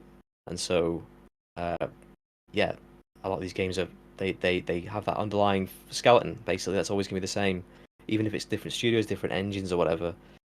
They're all going to want that slice of the action. They're all going to want that piece of the pie, and the rules of thumb, the tricks, the methods have all now been laid down, and so yeah, these games kind of all have that sort of same sort of vibe and feel because that's now it's all about the money. I mean, the fact that they led the event with that fair, what the fuck is it called? Fair games? Fair Yeah. sharers? Fair sharers, fair trade. I can't remember what it's called. And that game to me, it was firstly there was no game. It could be just that for all I know. It could just be a pre-rendered cutscene. Didn't see any gameplay, but I can infer what the game is, which is never a good thing to do when you're showing your game off. You shouldn't have to people shouldn't have to use their imagination that much to get what the game is. They should be showing it, and then they should imagine when they walk away what the game could be from that. But yeah, it seemed to be a lot of committee spreadsheet tick boxing. We've got to have these characters with these cool wacky colours, pinks and blues. It's got to be gritty and grimy. The whole theme of that game, the tone of, it seemed to be stealing money from billionaires, right? That was the gist that I got from that trailer. That seems to be like, hey, that's the current thing right now. There's a lot of talk about social inequalities and all that. Well, who would be a better enemy than billionaires? Let's rob money from billionaires because they're all shitheads and stuff. And then I just keep thinking, yeah, but you're probably pretty rich compared to me, right? Making this game, right? Do you not see any irony in this? You're not like me. You're not like us. So why are you trying to pretend to be like us and saying fuck those guys over when you're one of those guys? So there's immediately that sort of tonal disconnect to me, and it's all very pandering and it's superficial. Of course, I've not played the game. It could be my favorite game for all we know. I just have to give it a try. But these are the vibes that game gave off, and it's something that I see across the industry in general, like the fucking Foam Stars game or whatever. Again, it's just a businessman will have seen Splatoon. A businessman's kid will have played Splatoon and they would have been driving in their open top Bentley Azure around Malibu or something, and they would have been like, "Oh, I own shares in a games company. My kid's playing this Splatoon game. Make me that. Okay, here you go, Foam Stars." That's how. I mean, that of course, I'm talking shit, but that probably is how the game came into existence. Yeah. Something very similar. A man in a boardroom was like, my son loves Splatoon, and I work for Sony. There you go. We got a new game. It's called Foam Stars. Yeah. It stuff like that is disappointing from the outset. You look at it and you just totally you're uninspired and yeah, you get that, well, a committee designed this, so it's just not going to be good. Now we have the post-event, learning more about the things that we did think were good. So I just got on the Marathon website because they've got that up. And it's from the creators of Halo and Destiny. Cool. Become a runner in Bungie's new sci-fi PvP extraction shooter. Compete for survival, riches, and renown in a world of evolving, persistent zones where any run can lead to greatness. And it's immediately I'm uninterested because what's the big thing right now? It's extraction shooters. So what are they doing? An extraction What is shooter. an extraction shooter? Extraction used to be Jesus. a dental operation. You've been out of the game for a while. Yeah, I have. I'm out in the mountains. Basically, to Tarkov. Everyone's now doing Tarkov. So you go in, you find the loot, but you have to Warzone. Everyone's doing this. You have to get to the extraction point or the helicopter. Everyone is now copying this model because it's sort of PvP, it's sort of PvE. You can. So it sounds like what you're describing is a bandwagon. Yes. And I've missed every single bandwagon. It's kind of I'd say extraction shooter is the new battle royale. That's. So we need to have Tower of Cats is a body cam extraction shooter. Yeah, extraction shooter, exactly. That's so disappointing immediately to see because it's the history of Marathon is not that. No. I think Marathon. I think Halo. I think at least in the context of our game, a single player, narrative, but moving through levels, blowing shit up, kind of sandboxy elements here and there. I'd imagine from the people who did Halo Destiny, bringing Marathon back, it'd be that, not PvP extraction shooter. But there we go. So it's it's a bandwagon. I'm immediately uninterested because you're not making something new, you're making something based off of the hot new thing. And extraction is not even a hot new thing. We've been doing this now for 2-3 years straight. Boring. And there's but the again, question, of course. There's the question you should always ask is this the best fit for the game? Is Marathon, I guess if it grows, it'd be good. marathon's just skin, right? The marathon's just a skin they can layer on That's top what I mean. of Is that whatever. the chassis is the extraction shooter Yep. with the microtransaction systems already in, and they're just stretching the marathon skin over it. Oh, you can already buy merch. Of course you can. Can you buy merch for all the other games that have been announced? Probably. I wouldn't be surprised. I saw a few pre-order bonuses in there. Yeah. Can I buy virtual merchandise and like spaceships and stuff already? Can I buy keys for loot crates that have yet to be spawned on servers? Yeah, or even designed or made by the artists and designed. That's an theoretical. old saying, isn't it? A society grows great when men buy keys for loot crates that do not exist yet. Can I pre-order temporary access to Day 1 DLC? Can you pre-order a season that has yet to be announced? Yeah, you can buy It just says you've bought a season, and you don't know whether it's gonna be season 5 or 6. Now hear me out. You could either buy the game or you can buy a mystery box. And the mystery box, it could be anything. It could even be a game. It could be nothing. You can buy an NFT. You can buy the rights to buy a mystery box. Also, I did come up with an idea when I was in Liverpool of a game called Purchaser, and it's a game where you buy the content, and that's like how the skill is measured and how good you are at purchasing things. Like your character is a purchaser, and to progress through the game, you've got to buy DLC content and microtransactions and things like that. Well, so is it like in-game money you use to buy it, or is it like Hey, real real life money. money you use? Real money. Make sure the S is a dollar sign though, in the logo. Yeah, but like if you want to be good at the game, you got to purchase. Like your skill is tied to, it would work because people want to show off how wealthy they are. I'm like a level. I'm a ELO ranked really high in purchaser because I spent 10 grand on virtual woolen hats that are considered like epic class. And so that means I'm in the top like 5% of purchaser characters now. And it's a body cam game with an extraction system, and you play as cats. Full of cats. All the pussy. Just to go back to Marathon for a second as well. Just read the end part of this. It's even though Bungie is a subsidiary of Sony, this is coming out for not just PS5 but Xbox and PC. So it's like, as you say, how are you going to get me to go out and buy a PS5? You make an amazing Marathon game and you bring back the Halo vibes of yesteryear and yada yada. Except now I don't need to do that. I'll just go buy it on PC.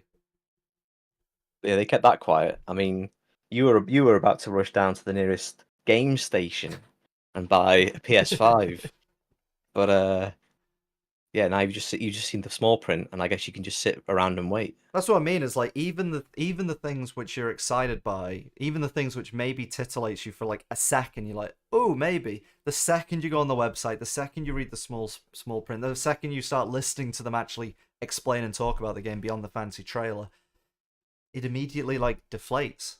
Like any feeling that I had about Marathon literally like 45 minutes ago, I now don't have, because what that sounds like is, yeah, just a boring game that at any point I could probably just grab on PC. And also fully expect that to be free to play. They've not mentioned it anywhere. I don't think there's no pre-order button. There is like sign up to our newsletter. I think that's gonna be a free to play game as well. Just to add insult to injury. I just see free to play as predatory now. To me, like to pitch, I just see it as predatory, as like, yeah, you don't charge the kids for the candy if you're a paedophile. Yeah, you get them in the van first. You get them in the van first. Yeah, it's an apt analogy. It works perfectly. But it's true. It's true. It's very abusive, and this is the future. I mean, just in the Sony sphere, it's like that's at least what we know what Firewalk is most likely doing. All of these live service games are all most likely going to be free to play as well. So that's our future.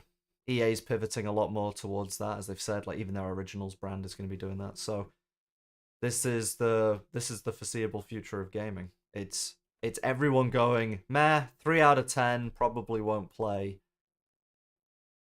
and where are you gonna go? But you're gonna you. This is the thing though, is like you are gonna play because that's what everyone's providing. So if it's not the live service from Sony, it will be the live service from Microsoft or the live service from Embracer or whatever. There'll be nowhere left to turn, or very few places left to turn. So What if that's part of the design then? What if the people at the top are saying we don't want a wide selection of games on offer because that we'll have to accommodate that and maintain that. We should just have a few crap free-to-play games, and then people over time are bound to try them. I've said this on a couple of streams now. Like, I genuinely think you look at like how exciting the mobile market was in like back in 07, 08, and what it, because basically a whole new medium. Like iPhone brings about like an entirely new way of playing games, births like an entire new medium. And look at what it is today. It's just like total top to bottom slop. It's all free to play microtransaction, like just total garbage. There's nothing good there. But it makes a hell of a lot of money.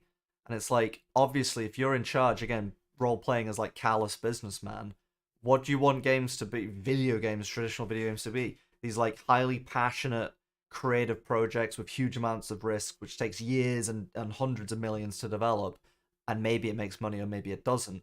Or do you want them to be a repeatable formula, cheap, easy to make, easily accessible, easy to outsource to Indian teams and whatnot who can do shit dirt cheap, easy to have AI spit out artwork for, etc., that you layer in, you make as openly accessible as possible so as many people can download it, and then layer it with as many microtransactions as possible. And it's like, obviously you would want that if you're just in it for the money.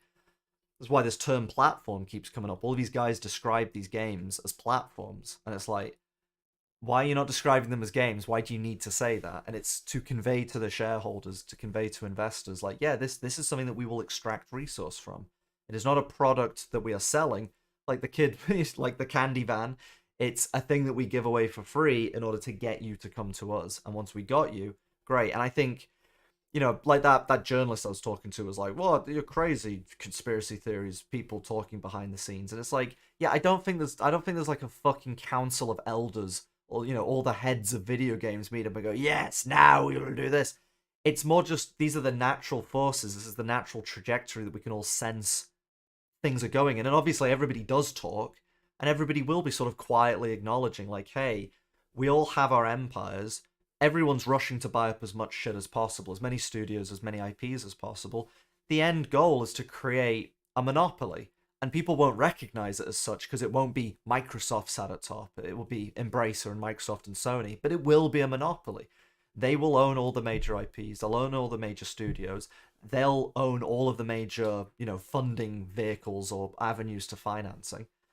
It will be a bottleneck, and all of them naturally want to make this process easier. Like, if Microsoft comes out and makes like the most or better example to be related to this, like Sony says like, hey, we're also doing the Switch. Everybody else goes, whew.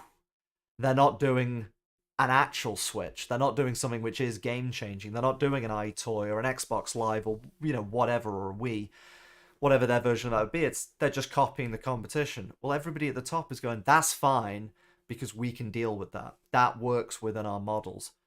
I think everybody at the top, silently is agreeing on that, and oftentimes they are probably communicating, and that's the direction that we're heading in. And so, when folks like us come along as highly disruptive, we don't give a shit, we don't want your money, and we're going to crack on forwards, that's why I've said, like, we're not investable in our current form, not just because we're small and we haven't got a huge amount on the go at the moment. We're not selling tons of copies of games, so you could argue that, but it's like, even if we were, do you want people in the mix who are the antithesis of maintaining the status quo, the antithesis of, like, we're going to look at things and go, we don't want to do a live service game, we don't want to do loot boxes. Well, to all these people, it's like, what are you saying? That makes us easy money. It makes us easy. Do you not want to make millions today? But the people who think like that are always one step behind. We've said it many times this evening, but bandwagons. Yeah, but it does make money. If everyone's a bandwagoner, then yeah, but you want to be the guy who starts the bandwagon. So if you want to be the thing that everyone then jumps onto after you started it. So that's really, if you're a company that has that sort of power and influence, I would want to have a bunch of people who are disruptive, who might then start the next body cam But game or the next extraction shooter. Think of it like battle royales as an example. I'd say battle royales and extraction shooters. It's like the battle royale was PUBG until Epic bandwagoned, stole it, and then a bunch of other people did as well. Like the extraction shooter was Tarkov, right? Yeah, that was essentially invented the genre. Except now that's not the biggest extraction shooter, and things like Marathon will absolutely dethrone it if successful. So it's like none of the people in charge, like, yes, it would be great to have the hot new thing, but as we've experienced time and time and again, to have the hot new thing requires like the exact right circumstances, a lot of luck, and a huge amount of risk, and a huge amount of capital in order to make it work. Like PUBG came out of like modding first, like passionate people, and then it was taken by the corporate machine, and then Epic, using all their resources, goes one step further, and they're then able to develop that thing over years. So it's like it would be great to have that, but you know, if you want Fortnite, but you have to settle for having an Apex Legends, hey, it's still made billions, so we're all good. So the amount of quantum leaps people taking risks will shrink as everyone just seeks to slow that process down and bandwagon and stretch that shit out. Like battle royales have done everyone very well, many companies very well for what, going on a decade now, just about. Yeah, I think we're entering about 10 years of BRs, and it's like, so right, can we do that with extraction shooters? And if anybody comes along and says, hey, I've got this crazy thing and it's gonna like change everything, bash that guy to death with hammers.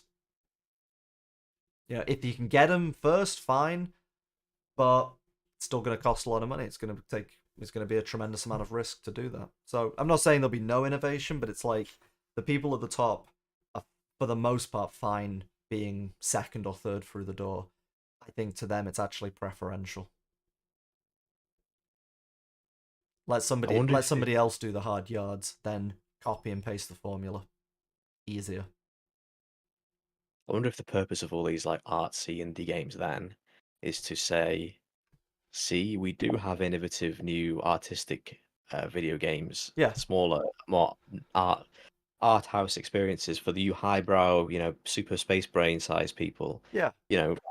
Well, because it's good PR, but yeah, money wise, what does it do? Like think about how much money has Journey made versus like Fortnite on the PlayStation, and it's like, but it's not even about. I think they'd be happy even if Journey was at a loss. Yes, yeah, because it makes the PlayStation look like a much more interesting. It makes the landscape look more varied. See, there is more variety now than there's ever been in games, but in reality, those things are getting supported because of the idea rather than the actual thing. The idea of it being considered a high value, high concept, you know, a worthy thing, not just the product. That they know that if you just had Fortnites, your entire lineup, your portfolio would just be product games. So you've got to have the art game in there somewhere. It definitely maintains the illusion. And it's funny, like that was the point of things like EA Originals, right? It was like, hey, we don't just do FIFA and Battlefield, we do rinky-dink things. And now they've come out and gone like, yeah, but we love making money. So actually, EA Originals is also just going to be like huge games. They can't help themselves. But yeah, I think it's illusionary. You know, it's like we've seen with a lot. You know, I've said this a lot in the VR sphere that like actually, I think most VR success stories haven't actually made any money, and it's all like essentially completely astroturfed. It's to create the illusion that this platform is doing great because look at all these amazing games we've got. And it's like, again, I'm not going to name names, but you know who I'm talking about. Like, we know people who have been involved in the VR sphere for a while. And it's like, I don't think they've ever turned a profit on any of those games. But it doesn't matter. What matters more is the illusion that those games are doing well. The illusion that this platform is growing. Because look at all the titles that it's got. That's to trick people to buy it. And then maybe you make actually good, interesting stuff for them.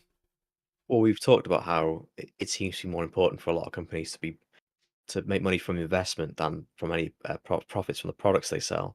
You know, if you release, we're looking at games studios and publishers. We're looking at publishers, and we're thinking they've published all these games, but why have they not advertised or marketed any of them? Well, it's because they've got an impressive looking portfolio now, which means that when they get acquired, they can pump up the figure that they can demand from the investors, whoever's going to acquire them. We can say, hey, do you remember the last time you gave us a valuation? We only had 10 things on our portfolio. Well, now we've got 20. so we might ask for a lot more money than you originally offered. And then if that goes through, congratulations, you've essentially conned your investors or whoever's going to acquire you into thinking you're a bigger, more successful company than you are because you have a bigger portfolio. But you'd never supported any of those games. Each one of those games came out and had 2 reviews, Well, and you didn't look, do the job. look at something like Marathon. I mean, it's like once you've got that IP, you're right. Like you've got it for life. So how much money has Marathon made in the past 30 years since its release? It's like, well, for the past 29, fuck all. I think you can buy it on Steam, but doesn't matter. You can then reuse that IP. So even something which makes you no money and no one's even heard of in years and years, great, you own it. You can use that in some capacity in the future, or you can sell it in the future. It has a perceived value. That is absolutely now way more important than actually making an interesting, successful title. Makes you wonder if eventually everything is going to be remade. I think so, yeah. Yeah, well, I mean, eventually everything enters public domain, so, in 2095, someone will just, if I'm still around, I'll just make my own Halo, because I'll have access to the IP. But yeah, Our business plan is to wait for all these IPs to go into public domain and then make immediately, within days, release Call of Duty and Metal Gear. They're under our umbrella now. Yeah. Why not? It's happening with movies. There was the Winnie the Pooh movie. I think, Mickey Mouse might enter public domain sometime soon. I don't think they're gonna let that Disney though, happen. right? Surely they got 55,000 lawyers furiously reading documents and writing and finding loopholes. Yeah, I think it's the old, that Steamboat version of Mickey Mouse, back in the day. I think that one's entering public domain, but more recent designs, they still have. I'm pretty sure. Yeah. I think we should wrap things up because I'm dying. I'm absolutely dying. It's 11 o'clock. Way too late. I'm hours past Betty Bobo's. So yeah, I think that was fun, but ultimately disappointing and pretty uninteresting. At some point, somebody's gonna get the name of this game right, and we'll actually be able to look it up. It's funny. It's funny that the one thing that we like. I mean, that's why I locked onto immediately. Is as soon as I saw the name, it was like, well, that's bad. Literally, it's got bad in it. Yeah. That's all you need to remember. So yeah, I'll be honest. That event, it went pretty much as I expected. I expect a flat line, pretty much. I tried to go in with no preconceptions and be as enthusiastic as possible, but I also do expect to just have a flatline experience. And I don't think that's just our age either. I don't think that's just because we are. No, I'm just trying to go in default stats at the beginning. No preconceptions, no bias. The blips to me was Towers of whatever, that was interesting. There were some other interesting games that I say interesting, I mean mildly interesting. I'm not saying that I was fascinated by any of them. But Towers of whatever was interesting, and when Marathon appeared on screen, the flatline did a beep, and then I was dead again. Yeah, there was signs of life momentarily, and then eternal death. But then again, they tricked me, didn't they? Because that was me saying, I know the thing. Yep. My subconscious did that, so I got tricked. Yeah, it is nostalgia bait, which is essentially all anybody's. I mean, not everybody's doing, but yeah, we're getting a lot of that these days. So I think let's wrap it up. So I don't know how to wrap these up. I guess I'll just use the enemy stream outro. That's all I've got. So yeah, or a funeral march. Yeah, I should use that. I should have got that. Well, I'll probably get copyright strikes Well, for. Do the sound of a heart rate monitor just flatlining. Yeah. Yeah, we'll end it there. All right. So anyone who ends up watching this, we'll see you on the enemy stream on Friday. Have a good one.